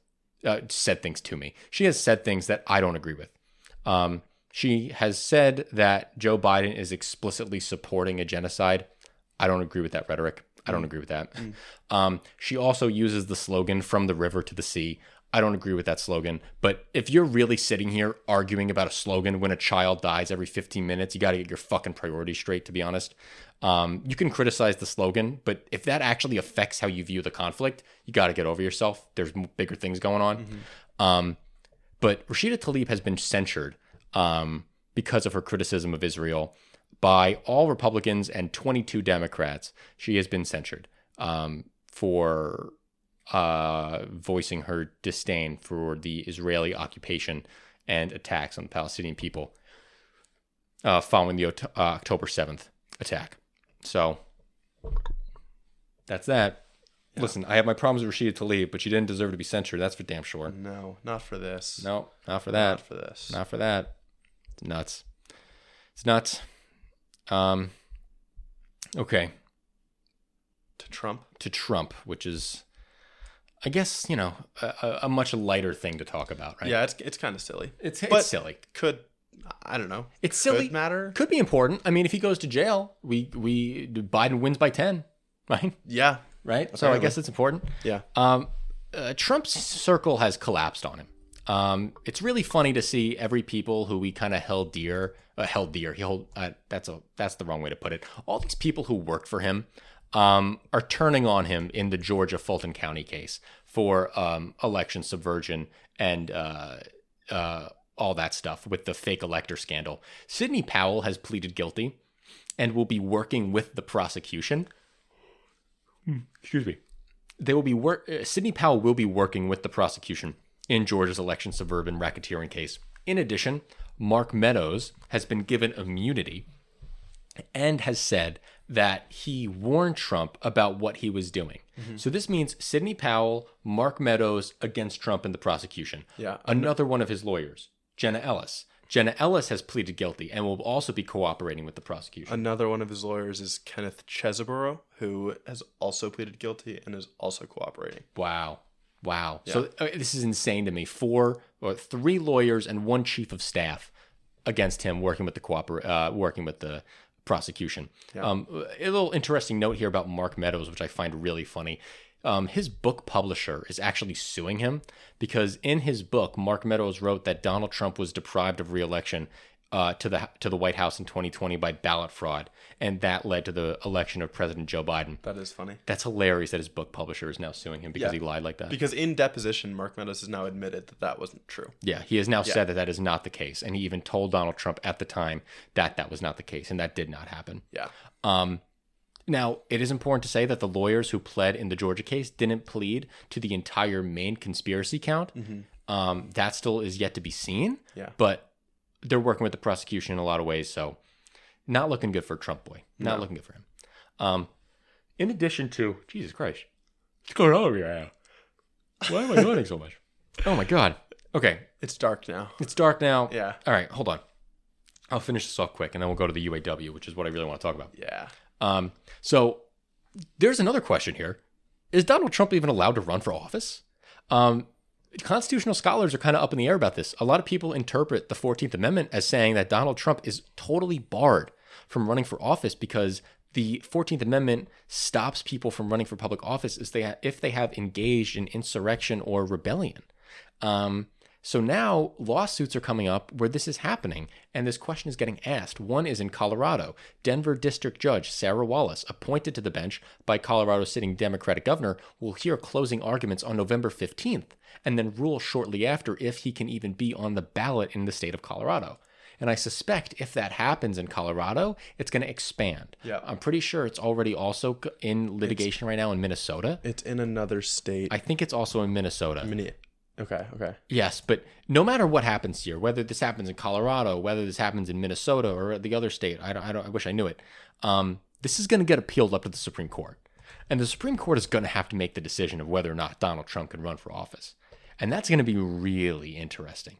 It is Minnesota? Yeah, it is Minnesota, but I'm seeing an update 46 minutes ago, which is after we started recording, that says they blocked the bid to remove Trump. Okay, there it is. Wow. Yeah, that's very crazy. interesting. Real time. I wonder what the rationale is here. Okay, so if this happened, then I doubt that the Colorado one will go through too.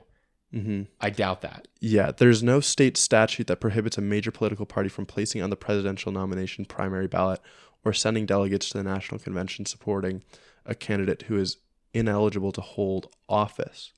Oh, okay. So they're saying that the state can place a presidential nominee on the ballot even if they're ineligible to hold office. But that doesn't mean if he wins, he's legally allowed to enter.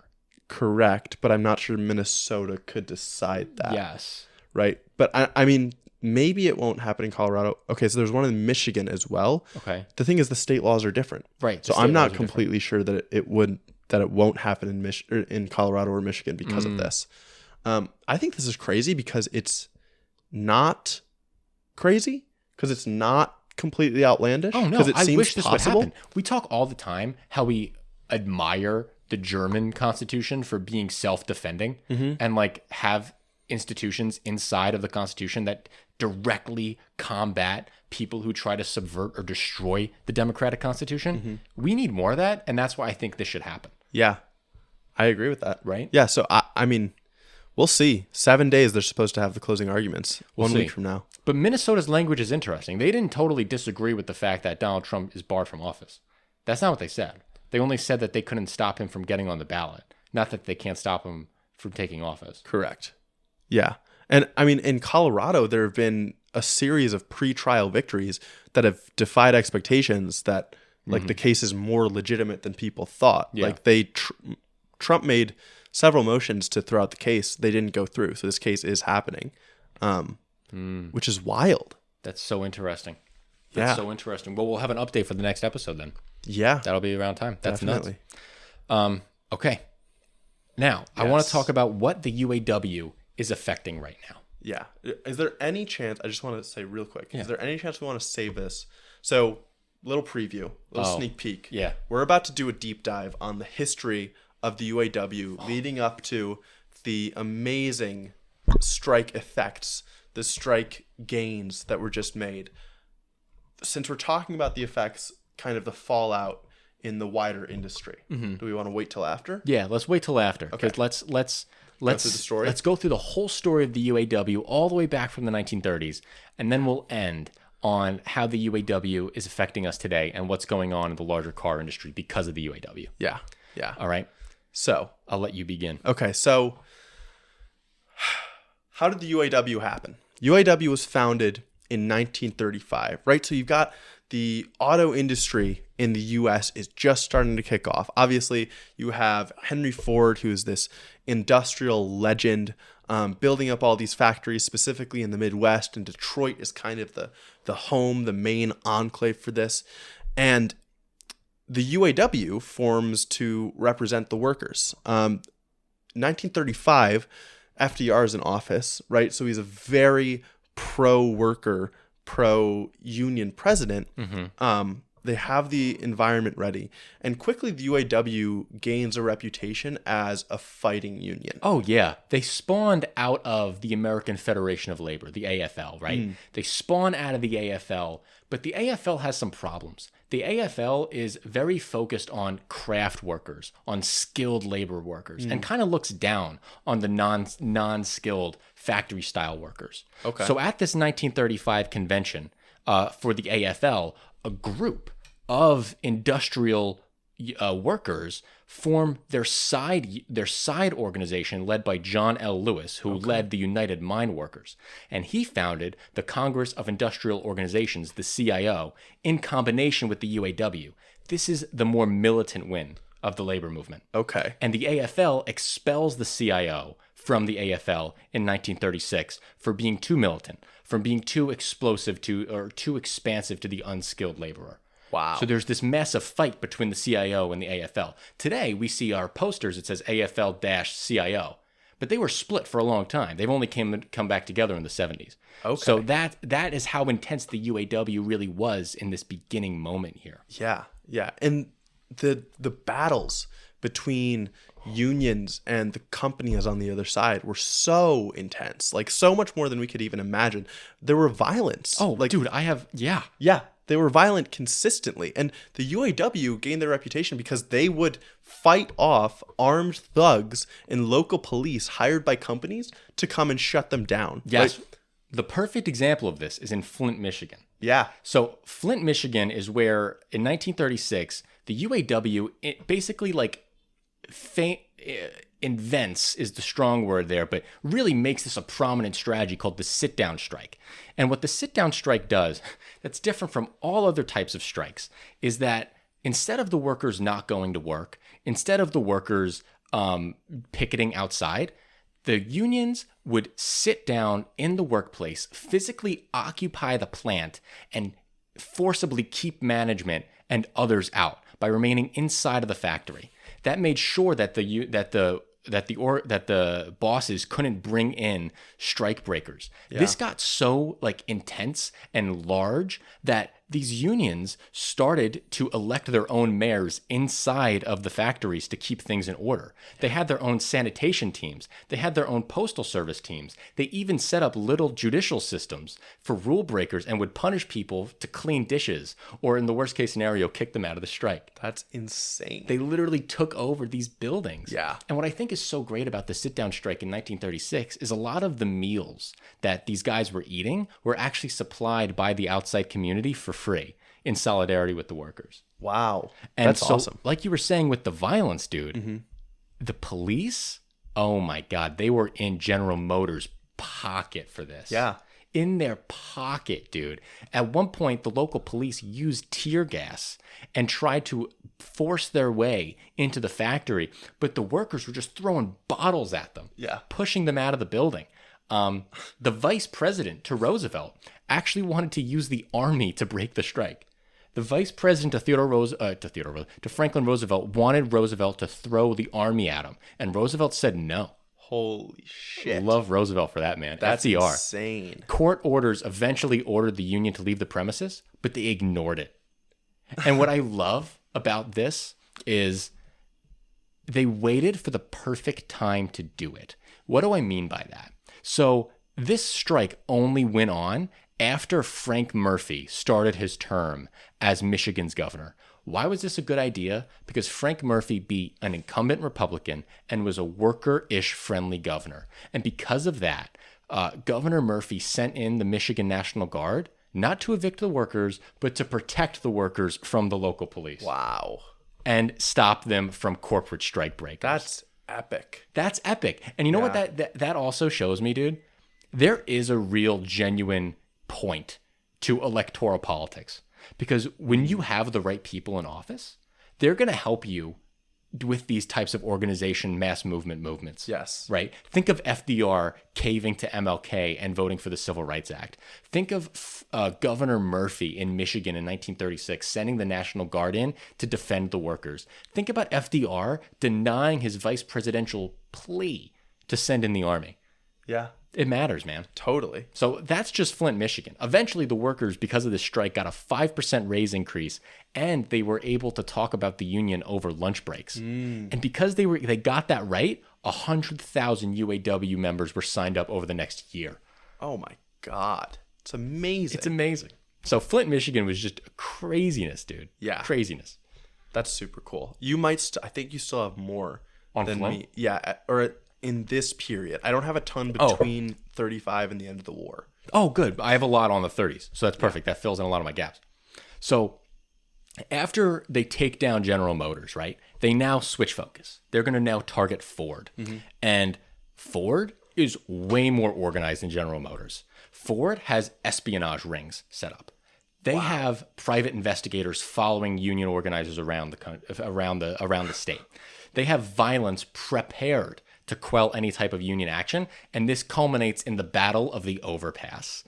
It's crazy that we have names for these types of moments in our history. Yeah. When it's just people looking to get better pay for their work. That is what's wild to me. Like, all of this is driven by just the profit motive. It's all it is. And it's so funny because, like, my general outlook on the world is to be less engaged by money or, like, driven by it. Yeah. And so at some level it seems silly to me, but you can't look at it as silly if it's driving this kind of action, this kind of violence, if it's affecting people's lives and how they feel this much, even if you feel like it's not that big of a deal. Yep. These guys will do anything for $1. Yeah. And that'll include breaking the back of a union organizer. So UAW organizers at the GM plant decided to expand their union, and they started handing out pamphlets to 90,000 Ford workers as they were getting off work.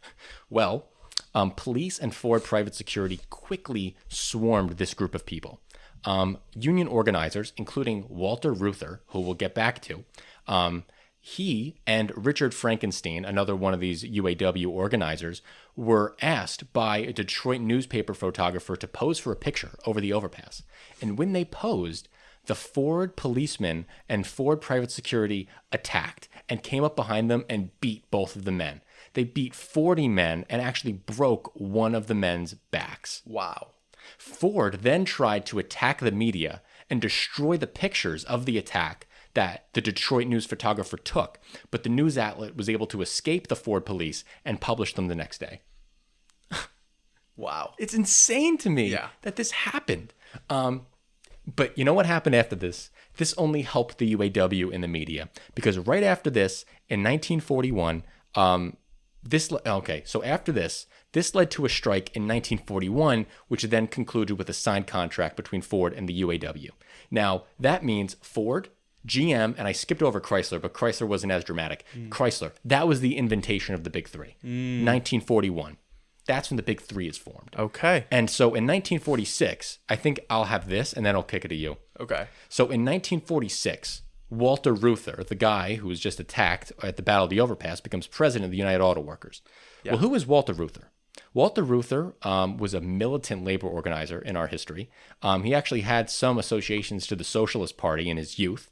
And him and his brother, Victor Reuther, were very, very prominent actors in the labor movement. Even prior to becoming president, they used to work on building T-model Fords in Henry Ford's plant. That's what they were doing. Okay. And eventually, Henry Ford sold his rights to the T-model Ford to the Soviet Union. So the Soviet Union was going to start building T-models. I see. And Walter and Victor took the opportunity to say, you know what, we'll go to the Soviet Union and we'll train these workers on how to build the Model Ts. So they go to the Soviet Union and they tour around there, and it's a really good experience for them. It really opens their eyes to a lot of things. But what they notice is that these factories were actually way worse than the American factories. And Walter Reuther starts writing letters to the Moscow Times, trying to get them to force the local Soviet to change policy and have better worker regulations. Well, the Reuthers were doing this so much that they eventually started to form their own union outside of the Soviet, and they were blacklisted from the Soviet Union. They were kicked out of the country for leading a strike after demanding better working conditions. It is alleged Khrushchev, when he visited the United States, said Victor Reuther was the type of guy they killed in 1917, which is just... It's wild. It's such a badass thing to have said about you. Yeah. Right? Yeah, it is. Okay, so I can pick up. I've got stuff about Walter and Victor, his brother. But first, I want to set the stage of like, what does the American economy that the UAW now exists in look like? Yeah. So Walter and Victor Reuther, they're elected to lead the UAW in like 1946. So this is right after World War II, and the American economy was about to boom, right? Massively for decades. And a huge part of that was the automobile. Highways were being built rapidly. Everyone now was getting a car. There had actually been a little bit of a dip in households owning cars during the war because the materials like steel and rubber they needed to go to the military rather than to civilians. But now they were completely freed up, right? And so in this kind of environment, you have GM, the American car maker, being the top company on the Fortune 500 in its first ever iteration in 1955. And then it topped the list for 37 of the next 45 years. That's insane. It was the number one Fortune 500 company. Wow. So the automobile industry was just the peak of the U.S. economy, right? And that meant that the UAW had more power over how employees were treated in the American economy than anyone else. It didn't only create contracts for the auto workers, but it also trickled down into employees of all the supplier companies, right? Rubber suppliers, glass, steel, copper, aluminum manufacturers. They looked to the UAW, and those employees said, hey, look at how well they're treating their workers. Mm-hmm. We want to be treated just as well. Yeah. So then you have Victor and Walter Reuther coming in 1947. They take control, and they're pretty good leaders of the union, right? They achieve really big salary raises, health insurance, pensions, supplements to unemployment insurance, paid vacations. So they're treating their workers pretty well, but their faction, the Administration Caucus is what they're called, they stuck to a relatively narrow lane of increasing the standards of living for their employees, which means what they left off the table was a say in how management ran their plants. And this meant that working conditions were often dangerous and oppressive, even though the workers were getting more money and better benefits. So the other thing that the Reuthers did is they cracked down on opposition hard.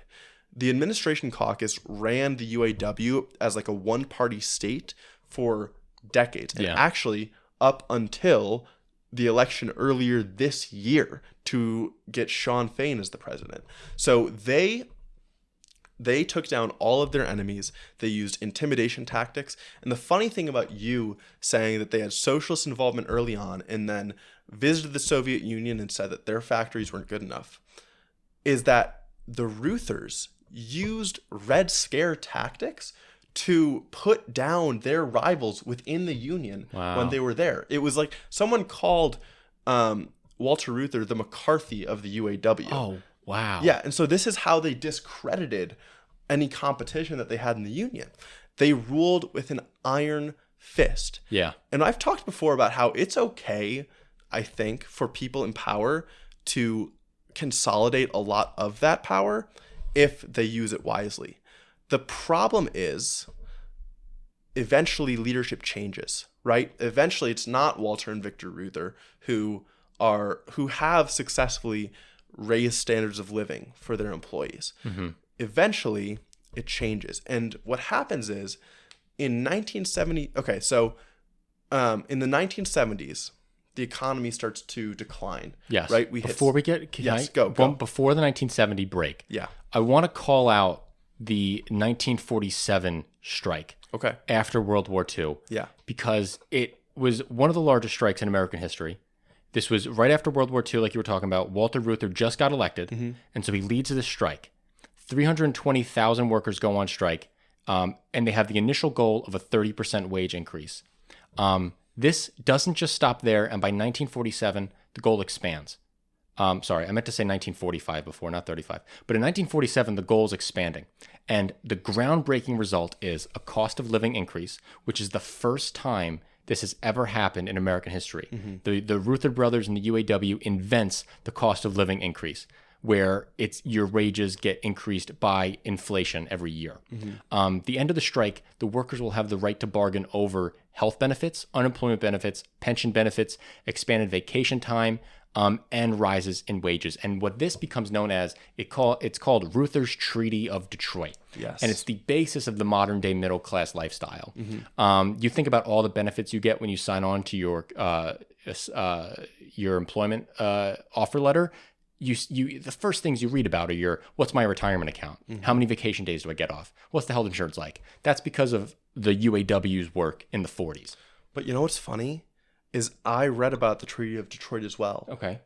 And the automakers saw that as a price they absolutely were willing and happy to pay. Wow. Because again, the unions didn't have any say in how they ran the companies. Wow, this is really interesting to me because Yeah. you know my position is, my whole thing is that they need more power to run the companies. Exactly. And they gave that up. And specifically cracked down on any union activity that tried to get more of that. In 1973, there was a wildcat strike that shut down one of Chrysler's plants to protest unsafe working conditions. And the UAW vice president sent over 1,000 Administration Caucus loyalists with baseball bats and pipes to beat the strike leaders at the local plant. God. Okay? They ruled this thing like mobsters. That's disgusting. Yeah, they were not okay with the union not falling into line with them and only negotiating with companies strictly on the Administration Caucus's terms. Okay, so this becomes really important, and the union really starts to get weakened in the 70s. After stagflation, with a struggling economy, the UAW makes concessions, okay? Chrysler, it's in really bad shape. It looks like it's about to go bankrupt. And Chrysler's looking for a bailout from the government. They ask for a $1.5 billion loan to stay in business. And the government says yes, but on the condition that Chrysler has $2 billion in savings, so the government can know that it can make good on the loan. $1 billion of those savings come out of UAW concessions, okay? And the UAW agrees to it because the union leaders are still treated super well. And because when you have a one-party system, they're able to consolidate the power and the money and the comfort up to the top, and then they'll do whatever they can to keep it for themselves. That's what's happened. That's what happened for decades in the union. And I'm going to keep talking about how that went. So in return for the concessions, UAW leaders asked for what are called joint programs, okay? This is where union leaders could assign certain members to positions away from the factory. They were called training programs, okay? And they would happen in these super nice facilities, beautiful buildings, mahogany furniture inside. And it's like, okay, so you union workers who are loyal to the Administration Caucus, we're going to take you out of these shitty factories. We're going to put you with this cushy desk job, and you're going to be in this joint training program where you're just bringing up the new generation of workers. And so they were rewarding people who were loyal to the Administration Caucus. These joint programs were funded by both the UAW and the automakers, and eventually the UAW was given company credit cards to be able to use the money in these jointly funded programs. And then it became a source of personal enrichment for union leaders. One of the executives from the automakers said, if you see anything you want, use the company card. When union leaders didn't take from the companies, they could take directly from their members. Former UAW presidents were part of a cadre of officials who embezzled more than $1 million from the UAW. When one retired UAW staff member said, when someone in a one-party state decides to steal money, the tendency is not to expose the culprit, but to cover it up so it doesn't look bad on the caucus or the union. Okay, so the automakers saw the joint programs as an opportunity to extract concessions from the union because they could gift this to the union leaders who now didn't really care about how the union workers got treated, right? And they had to pay much, much less because of that. And then, so as this union is weakened, we were just talking about them as the vanguard of unions in the country, right? And all of these other manufacturing employees would look at the UAW and follow their lead to bargain for better conditions for them. And the same thing, of course, happens when the UAW gets less power. Now all employees across the US have less to work with as far as their own bargaining.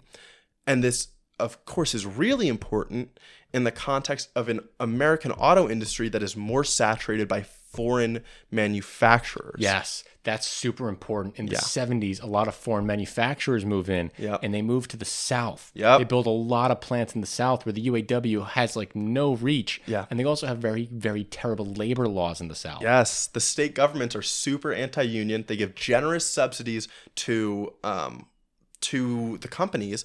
So you have like BMW coming to South Carolina. You've got Toyota with factories in the South. You got Volvo with factories in the South. And this gets to the point where even now, only 16% of auto workers are in unions, right? And so now, instead of the union having all this power to push their power, or to push how much say they have in the company and to push their own living conditions further up, instead the big three, the negotiators for the companies, are like, look at all of these companies that don't have unions. The only way we can compete with them is for you to make concessions. It's for you to allow us to pay you less, to give you worse conditions. And so this balance has completely shifted. And of course, part of this is the tiered wage system, which we've now talked about for several weeks on this show, where when the recession came in 2007, 2008, union leaders gave up the ability for all workers to be paid equally, and instead said, okay, we'll pay workers who have been here longer more money, and pay workers that have been here for less time less money, even though they're doing the exact same jobs. So this keeps building up. Okay, sorry, I'm on a roll. No, you're good. The only thing I would add here is that UAW membership starts dropping. So like it peaks in 1970 something at like 1.5 million, and it just declines rapidly from there. And today we're around 400,000, 391,000 members. Yeah, which is extremely sad. So hopefully sad. We'll be seeing a turnaround. Hopefully. But so this is building up. 2007, we get tiered wage system. Discontent is building among the rank and file, right? In 2015, it built up so much that they voted against a contract agreed upon by leadership. That almost never happens. Never, right? And leadership would make sure it never happened, because if they came with a contract that the rank and file didn't like, they would just come back and say, we tried again, but here's the same contract. That's the best we could get. And they would keep wearing them down until the union members just thought, we can't get any better. There's no point in resisting. There's no point in fighting for change. Yep. We're just going to take whatever we can get. And then something happened in 2019 where there was a federal probe into corruption in the UAW. And they find that UAW officials spent over $1 million of union money from 2014 to 2018. Wow. One former president got the union to build him a $1.1 million lakeside cabin just because he was a member of the Administration Caucus, and he proposed this at one of their meetings. And since it was just we're pandering to the leaders, they accepted it right on its face. Jesus Christ. Another former president, Gary Jones, had his house raided by the FBI, and they found wads of cash in his garage that he had embezzled from the union. What? So finally, the union members are galvanized to make change. And that is how we got where we are today. So we see another faction finally rise up within the UAW, which is called UAWD, United Auto Workers for Democracy.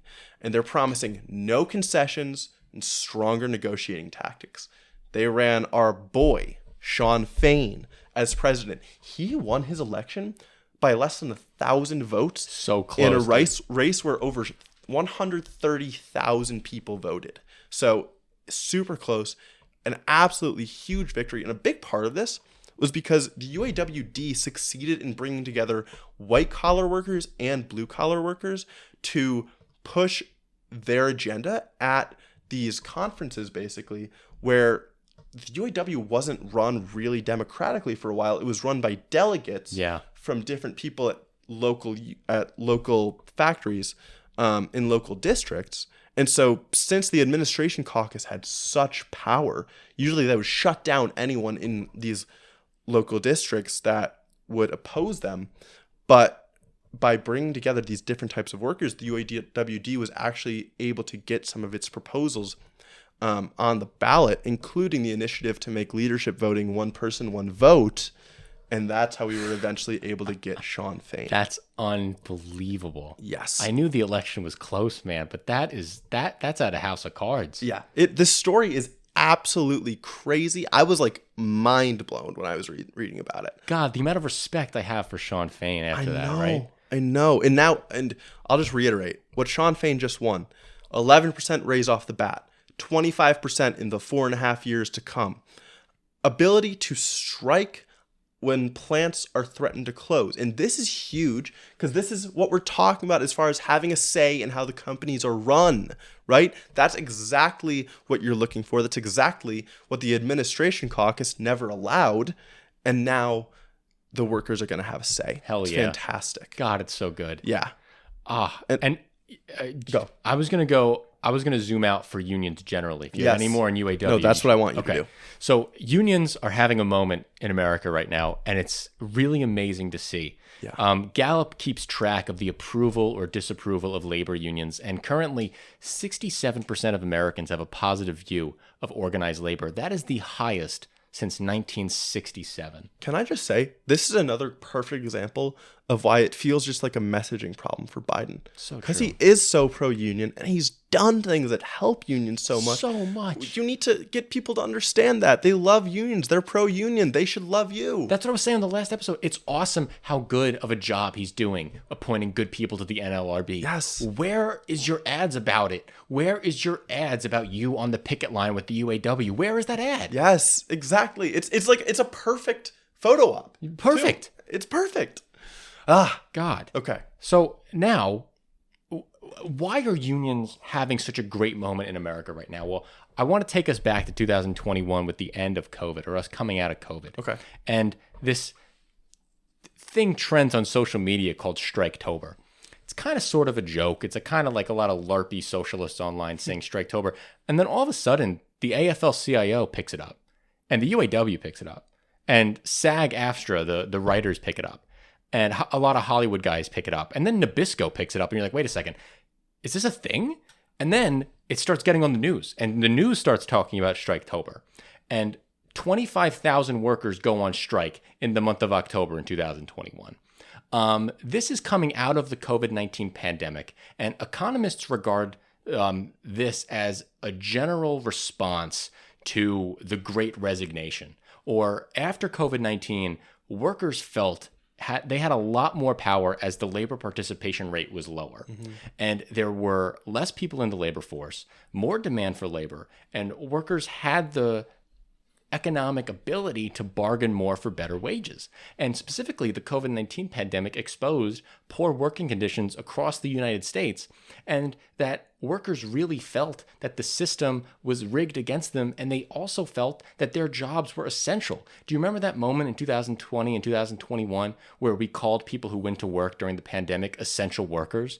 Well, all those people felt essential for the first time in their lives, and they were going to demand to be paid like somebody who's essential, as they rightfully should be. Mm-hmm. So strikes broke out in Hollywood, Nabisco, Kellogg, John Deere. John Deere was a massive strike, a massive victory for the workers in John Deere and Kellogg's. I remember both of those. There were healthcare nurse strikes over in Worcester, Massachusetts even. There were McDonald's strikes. There were strikes across higher education and more. And what's interesting is at this point in 2021, Joe Biden is first year president. He does not support the striking workers. He said specifically that his administration would not get in the middle of negotiations. And that all changes because over the course of the next 2 years, there was only an explosion of union support and of of union activity, which culminates into the UAW strike, which culminates into the writers-actors strike. And through 2021 through 2022, the number of union jobs were added. We added 200,000 new union jobs between 2021 and 2022. The overall percent of workers represented by unions fell from 11.6 to 11.3, but that's because the rate of non-union jobs outgrew the rate of union jobs growing. But it's still good that union jobs are on the rise at least. And these union jobs were growing in some interesting states. 40,000 union jobs in Alabama and 72,000 union jobs in Texas. These are not union-friendly states, and they grew there nonetheless. Yeah. And there is more and more interest among the American population in joining a union. In 2017, half of the country, 48% of workers, would vote to unionize their workplace if they could. This, compare this to numbers from 1977, where that number was 32%. That's a massive increase. Yeah. And now, since the rise of unionization and more labor organization since 2017, I guarantee you that 48% number is higher. Yeah, absolutely. Absolutely. Yeah. Fantastic. Dude, I just love, there's nothing more energetic than people fighting for what they're worth. I know. Well, just from labor taking the money from management, basically, right? Yeah. Like, I just think about I always think about the stock buybacks that I hope will not happen anymore because this money will be going to workers, right? And I think that grows our economy faster. Because, way faster. Way faster, because consumption... It produces things. Yes. Yeah. Yes. It's not rent seeking. Like, it's the easiest economic equation in the world. Yeah.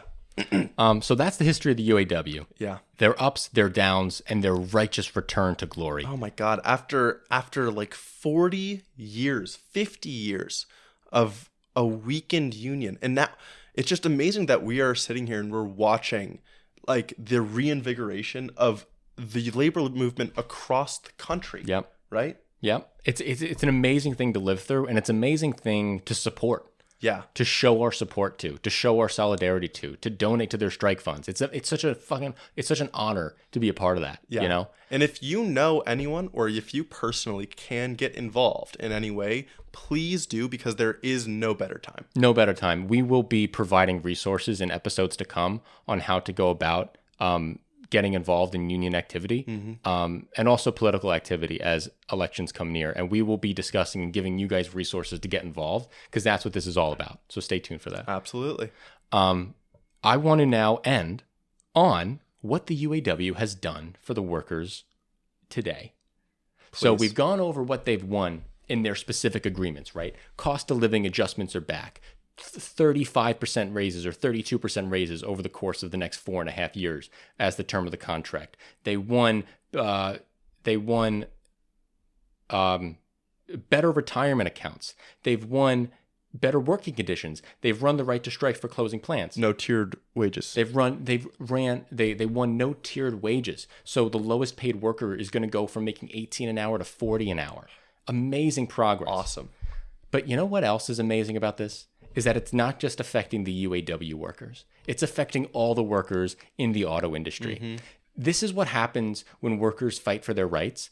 Every company gets scared that their companies are going to do the same. So days after the UAW won their tentative deals with the big three, Toyota says it is boosting its top pay to $34.80 an hour, cutting wage progression to 4 years from 8 years, and is increasing PTO for all of its employees. Okay. And I want to very specifically say, this is good.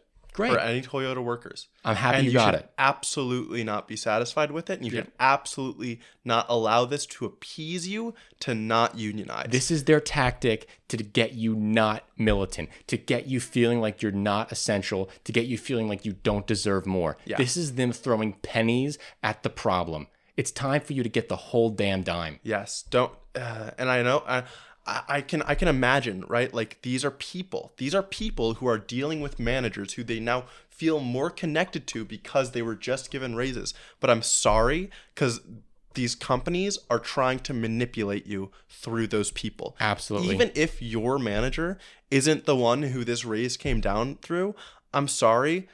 It is not only better for you, but it is better for the entire country's economy So much better. to work to unionize. Absolutely. Yeah. And these wages are nothing personal.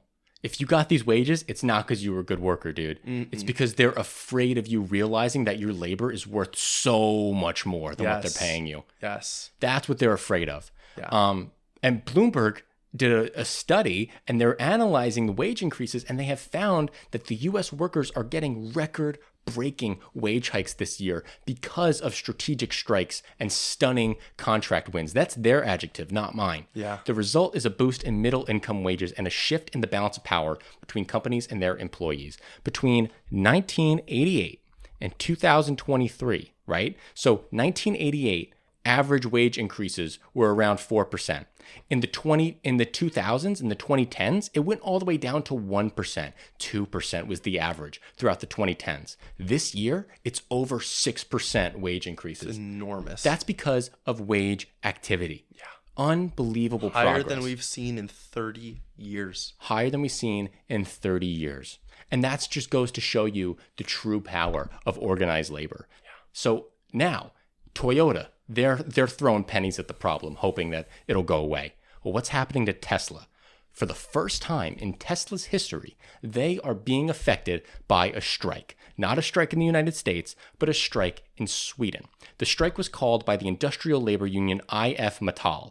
The union's decision follows 5 years of refusal by Tesla's Swedish subsidiary to negotiate to a collective bargaining agreement between the employees and repair shops across the company. Yeah, this is kind of like an unstoppable force meeting an immovable object, because Tesla has a policy of not collective bargaining with any of its plants, any of the employees at its plants. But meanwhile, in Sweden, the vast majority of their workers are unionized. Yep. So they're not just going to lay down and let Tesla do this to them. Absolutely not. There are 470 workers in 16 cities that will be affected in this next phase of striking, and it's only expanding out. Yeah.